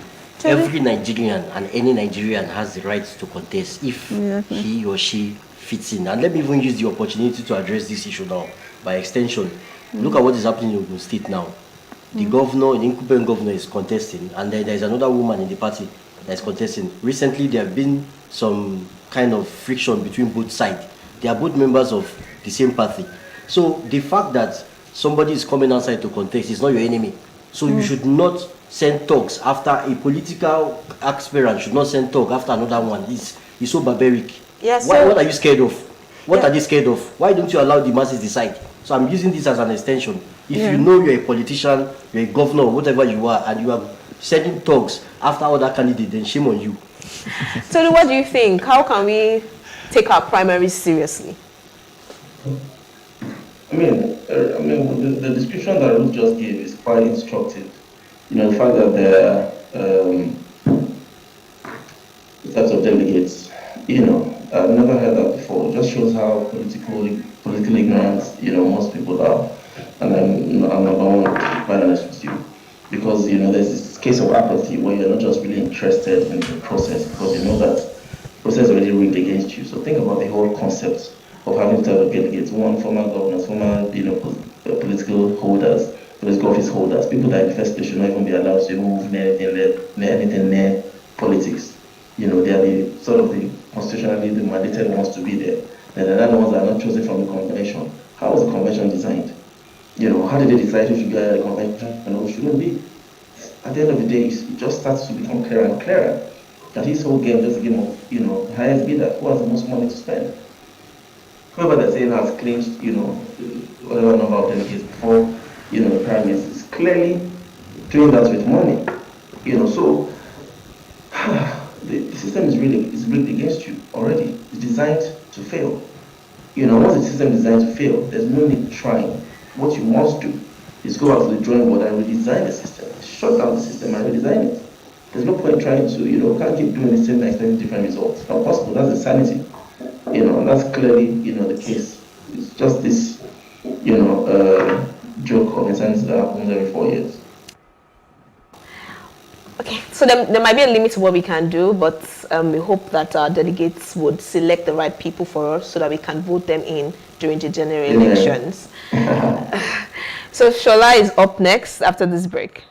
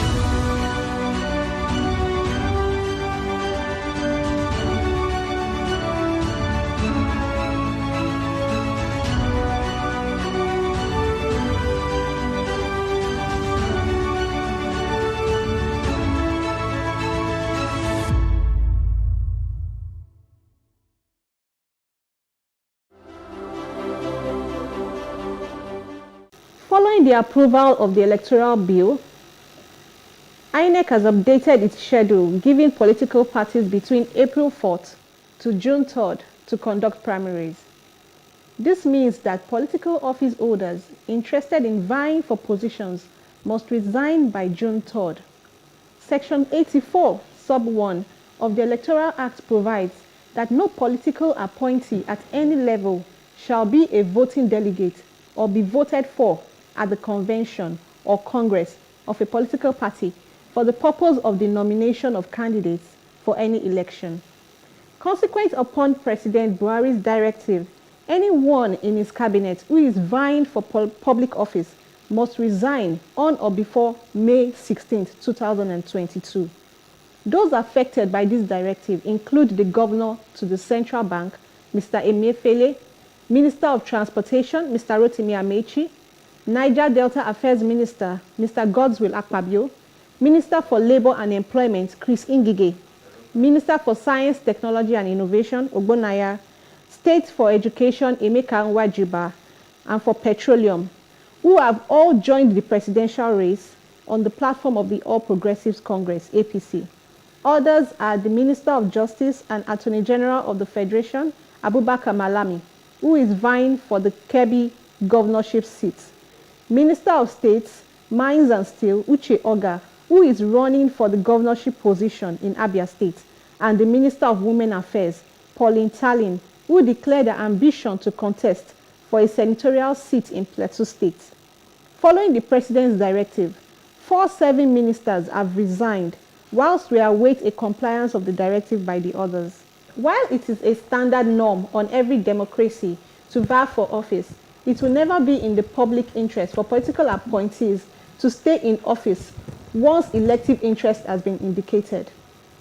So what do you guys think about the political office holders vying for presidential positions and other positions? For me, I think they are Nigerians, qualified Nigerians, and they should vie for elective positions once they meet the criteria. That's one. But 2, I think that since the law says they have to resign, they have to abide by the law and follow through to the letter. Because by not doing so, by contesting the law at this stage, it just indicates how their character, just an indication of their character. Because that just means that they would always flout the rule of law if and when they get into an appointed position. That's my take. Well, to me, you are right, but I would, 2 of the candidates there, I'm talking of the Attorney General and the CBN Governor, the 2 of them are handling something sensitive. They are not supposed to be politically exposed. Exactly. As a CBN Governor, you have no business with politics. It's wrong. You shouldn't have that Even ambition. It's wrong. You shouldn't even think of buying a nomination form. So I don't know what we're talking about. But here. it doesn't stop them from doing what it. What kind of precedents are we setting for the future? It's not the shape. It doesn't stop them from doing it. Central bank, the governor of Central Bank is supposed to be non-partisan.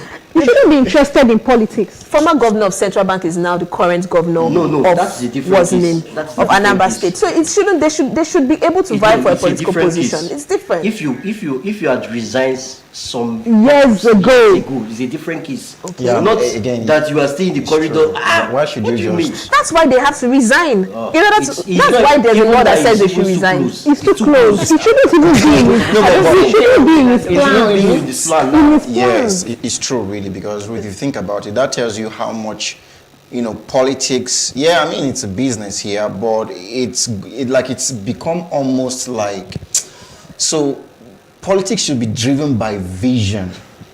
It should be driven by vision, leadership. So it shouldn't be driven by money.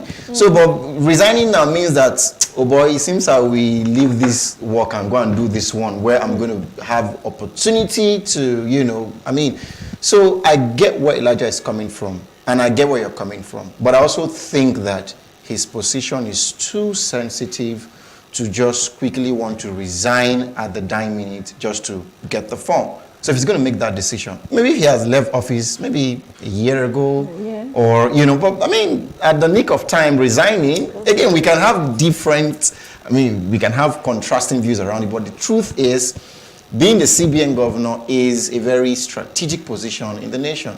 And leaving that to vie for, I really even wish I could sit with all of these people. Okay, guys, leave all the sham, leave all the, what's all those buzzwords? I am the man of the people, I'm tested, trusted, and all. Leave all those rubbish. Why do you really, between us, unscripted, X-rated, right? Why do you want to really get on this seat?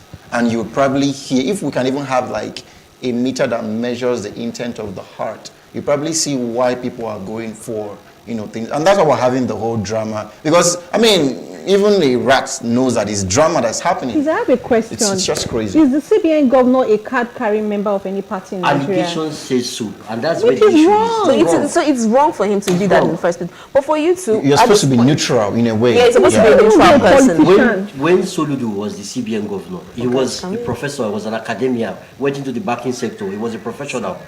Now, this other person, there's allegation that he was a card carrying member. So why will you be a card carrying member, be a CBN governor? You are a PEP, politically exposed person. Let's hear from Tolu. Tolu, is Tolu still there? What do you have to say about this?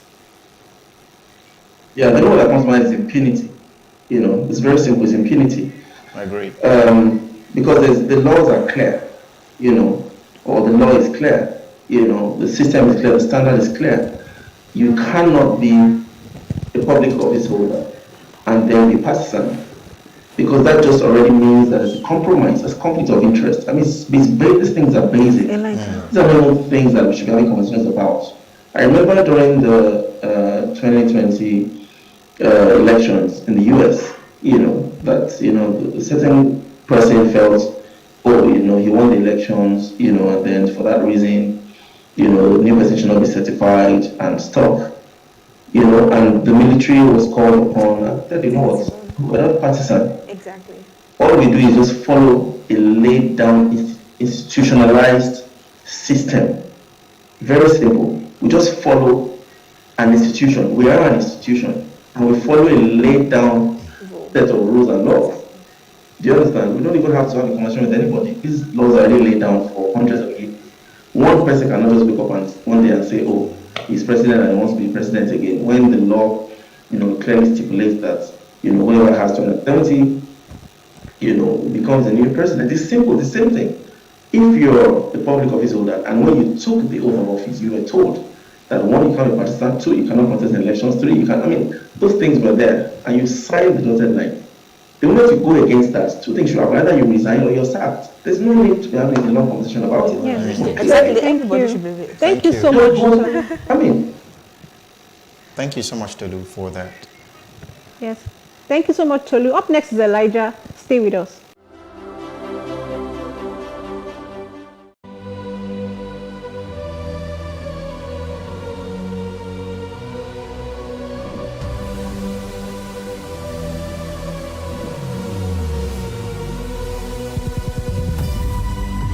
What we do not understand, we will stigmatize. What you can see is the remaining of the tanker that exploded. The suspect equally confessed.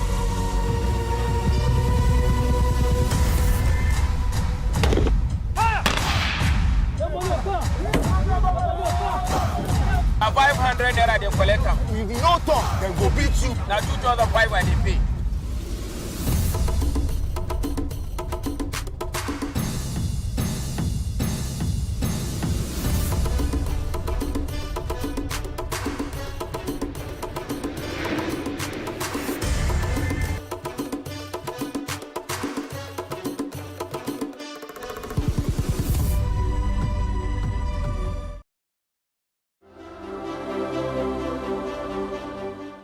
Leadership, fixing Nigerian sham politics and quasi-democracy.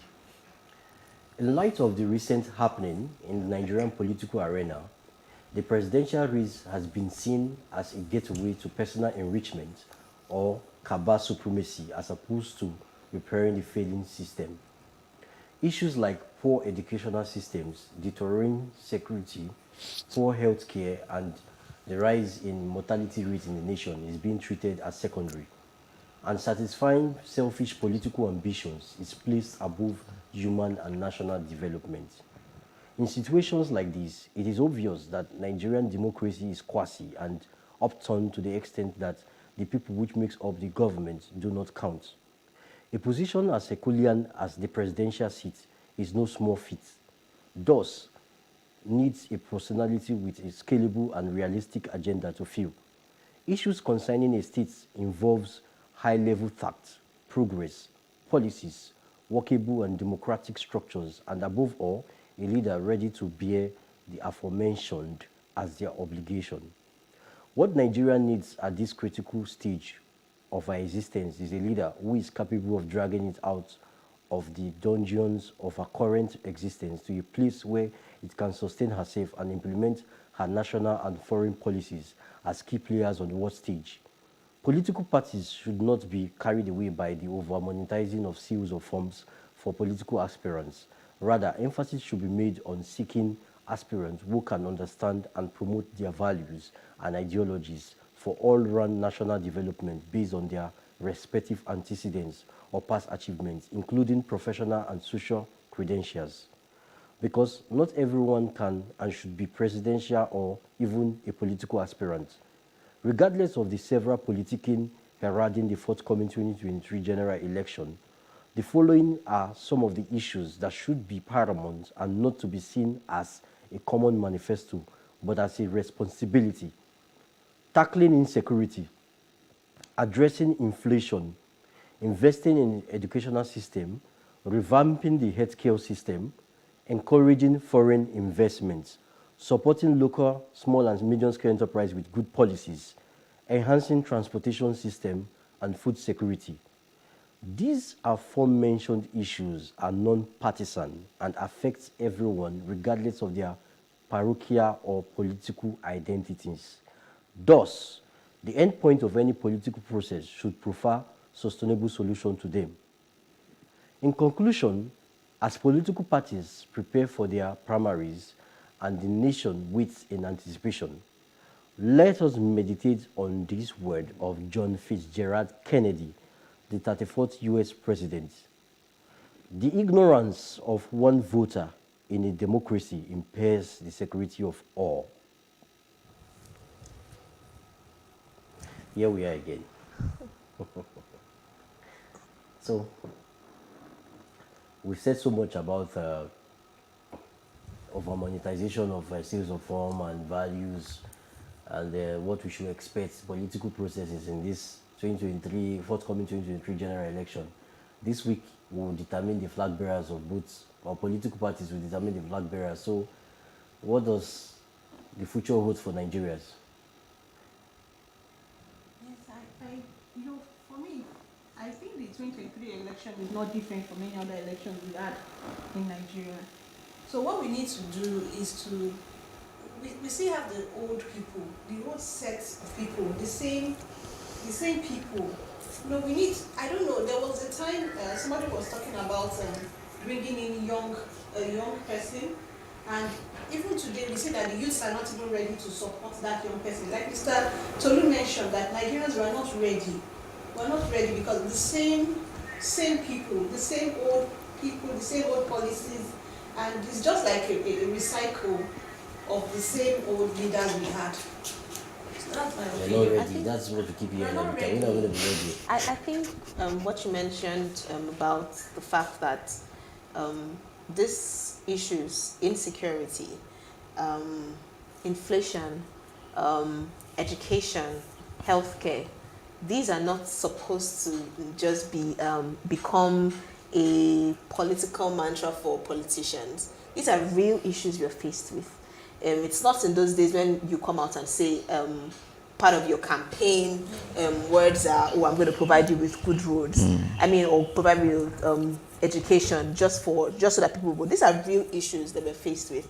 On the back of that, it's important that as we begin to question the aspirants, we need to drill down, ask them real questions on how they'll be able to address these issues that are facing us, because it's not just one Nigerian that is facing it, or it's just a selected few. There was a time it used to be just a selected few, but now it has extended beyond the selected few. It's across the nation. Everyone can, one way or the other, at least have heard or either have heard or either is a victim, has known a victim, or has a victim in his family that has faced one or more of these issues. So these are real issues that we're faced with as Nigerians. These are the questions that we need to begin to ask these guys to know how well they will address it as they vie for these political positions. You know, I saw a video on Twitter, and I think it was a Shonwolu food project somewhere around Oworon-Shoki, and those Oworon-Shoki boys aren't smiling, and it just came out and they destroyed the canopy, everything, and they're saying, you know, it was a woman that was, you know, presiding the whole thing, and I think they would have beat her up if it was a man. So they probably just gave her that respect because she was a woman, but they had to scatter all the umbrellas, and they kept shouting, we don't need any food this time around, no food, don't give us food, you know, take your coolers, we're not hungry. I mean, these are like roadside people, you know, the regular touts. Me, it's a good light. It's a good information. I mean, of course, like Ruth said, we're beginning to come out from that learned. In fact, we're already in learned helplessness, where you just get into that space. They tell you we're going to fix the road, we're going to give you electricity. Well, you've heard that is now like cock and bull stuff, and then you're beginning to now come out of learned helplessness and say, you know what, I'm going to start, doing something in my own space. But it still boils down to what Tolu would always keep saying. I think Eniton has also said that on the show is values, right? When you say I'm not after young people getting into power. It's not about young people, old people. It's about having the person with the right frame of mind. The person could be 60. I don't care, right? So. I mean, we all know that before you get into the polity, it takes a lot of hurdles to climb. I mean, I can't just get into the polity and say I'm vying for the president, except I just want to joke around, right? So it takes a lot of hurdle. And if we're going to get a chance at the seat, that's supposedly we young people that believe that we can make a difference, I think we'll have to start like immediately, getting involved at grassroots, local level. And this is me saying it openly. I mean, in these coming elections, I'm probably going to, I'm not running, but I'm probably going to get involved more often, get attached to a party, understand how it's done, just understand the process flow, really.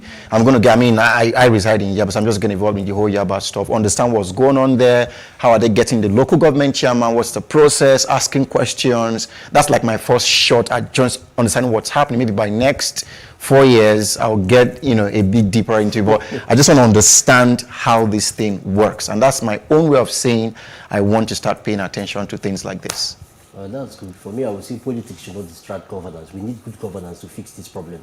So when they are talking about manifestos are not just sweet talk, win us. We are not winning us. It's not a romance scene. We are not here. We make business. So let's find how to get people that will uphold principles of good governance to solve the problem.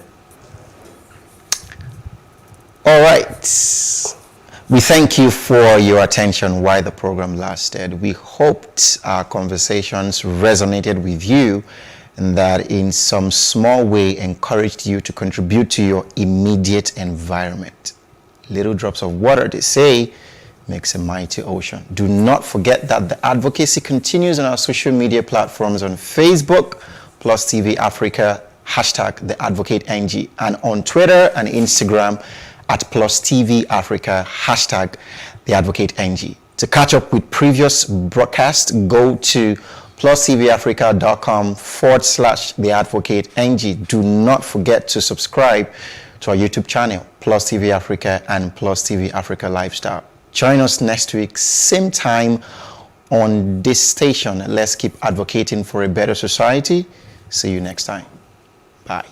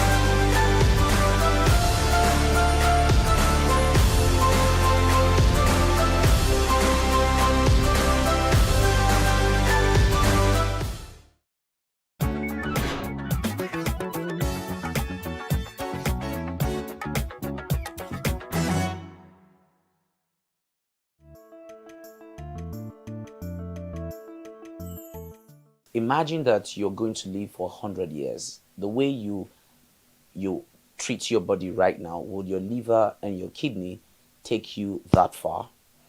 Now, you must understand that the body is a biologic organism or a biologic machine, just like your generator and your machines, your car. How do you treat them? You can replace the parts, you take them for regular servicing. There is an input talking about your fuel, and there is an output talking about your combustion, your gas.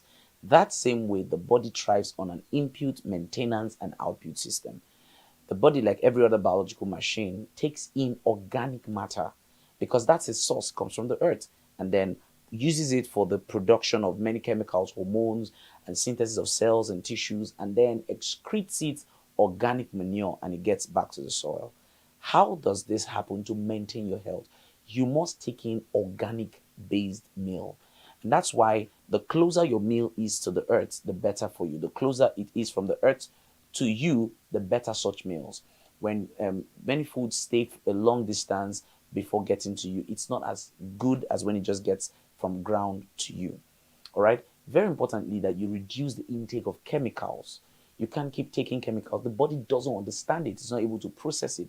And then for every time the body tries to process these chemicals, it experiences what we call breakdown, especially your excretory organs like your kidney and liver. This has been the cause of many liver damage and kidney damages. So when you take a lot of chemicals, one of them is pure chemicals, such as alcohol, such as spirits, such as tobacco, many of them cigarettes. When you take in these things, the body tries its best to absorb the exogenous substance and excrete them. And of course, you have free radicals running through your system. If you're not able to break them down, your tissues die slowly. All right. Other things are things like even polyprocessed meals. For example, roasted meat, what you call suya. That suya is not very fantastic for your health, especially for your liver. It's not so good. When you take in a lot of carbonated drinks, you further cause damage to your system. And more importantly is that you may not notice them between the ages of 0 to 35, 40. The moment you begin to get off that peak period where your energy, where your body is supposed to start going uphill, you will notice that you cannot go longer than normal, and then you begin to break down. All right. Very important that you take fruits, lots of fruits. And it's important that you're particular about your source of fruits. Many of the fruits nowadays are being synthesized. Many of them are done in the laboratories. Many of them have been changed, mutated. And so when I was little, I know that pineapples that I take used to be very bitter when it's green. Nowadays, the greener it is, the sweeter it is. So these cannot be very useful for the body. So the body cannot use it. The long and short of what I'm trying to say is that your body must use what it needs, not what it doesn't need. When you're taking drugs, if you can prevent the recurrent intakes of drugs, you need to do. Many of you who think that antibiotics is vitamin C, it's not. They're not the same. Take drugs when necessary. And in fact, it must be prescribed. You just go off the counter and take what you like and how you like it, what quantity. You need to take prescribed drugs. Many of us who do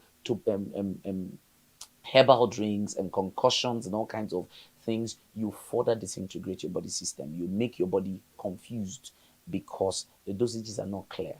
One very important source that's given to us by nature is water. A high level of alkaline water is very good for you. A high level of sunlight. Don't be afraid of sunlight. For many of you who go from air conditioners to air conditioners to air conditioners, you need the sunlight to help you provide vitamin D, which carries calcium, makes it absorbed in the bones, and prevents things like osteoporosis, low back pain, arthritis. These are natural ways of preventing illnesses. So you're managing your health that way. You're taking a lot of water, you prevent urinary tract infection, you prevent dehydration, you prevent constipation, you take a lot of fibers from fruits, you prevent constipation, you improve your microorganisms in your system, then you will not fall sick easily. And of course, you do a lot of fruits, including vegetables that contains a lot of carotenes, vitamins B, B12, B6, A vitamins. Your eyes are very, very protected. And of course, you want to care for your prostate.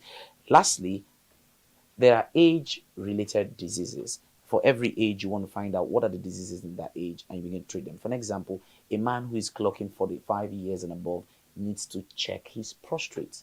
Don't be surprised. Oh, he died of prostate cancer, and you're like, no. Check your prostates once you hit 45. For a lady, you cross reproductive age, you want to start checking for cervical cancer. Pap smear recurrently, yearly, will not do you bad. Of course, your BP should not be, you should know your BP of your last 1 week. Your blood sugar, you should know the last 1 month blood sugar. don't be in a new, especially when you clock the age of 40. By then, your health is beginning to take an uphill task. Manage your health so that you can live as much as 100.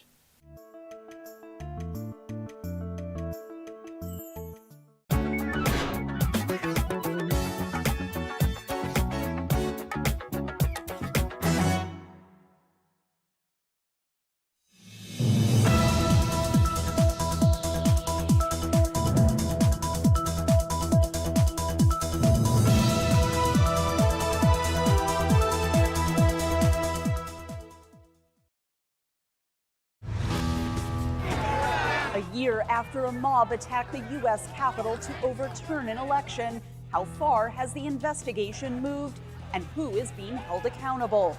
Go inside the hallways of the Hill and find out how close America was to losing and keeping its democracy. Come on, let's go! Next on The Inside Story, Capitol attack 1 year later.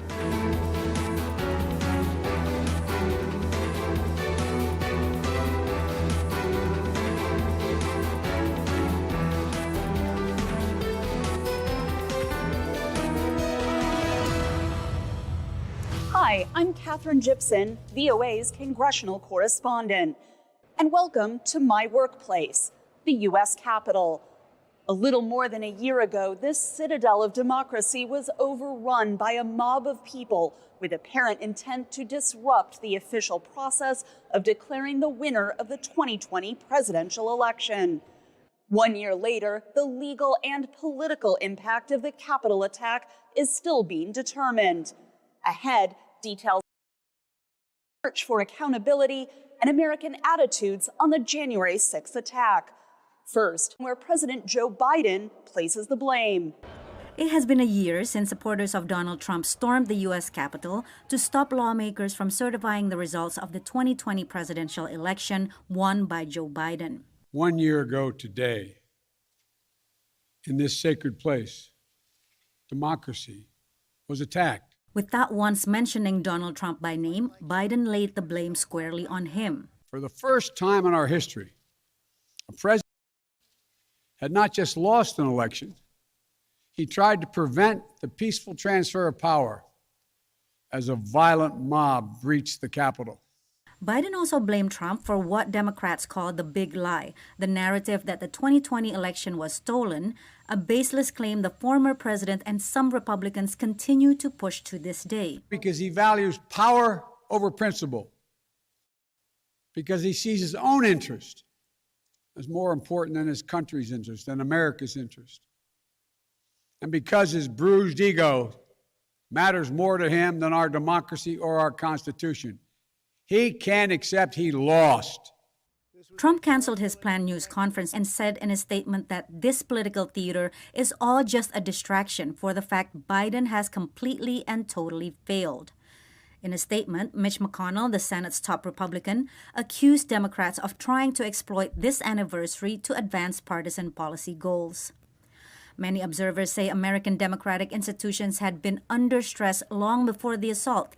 Strengthening voting rights and election integrity was highlighted by Vice President Kamala Harris as a needed response to the insurrection. Will it be remembered as a moment that accelerated the unraveling of the oldest, greatest democracy in the world? Or a moment when we decided to secure and strengthen our democracy for generations to come? The siege has had a global impact. Adversaries, including Russia and China, have used it to defend their undemocratic systems. For Putin to continue to push the message around the world that U.S. democracy is not something to be longed for, that it is as chaotic and broken as the Russian system is. And for China to argue, as it does, that it has an alternative that is superior. Biden rejected the arguments. From China to Russia and beyond, they're betting that democracy's days are numbered. They've actually told me democracy is too slow, too bogged down by division to succeed in today's rapidly changing, complicated world. And they're betting. They're betting America will become more like them and less like us.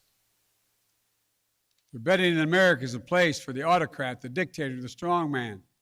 I do not believe that. That is not who we are. That is not who we have ever been. And that is not who we should ever be. The road ahead is challenging.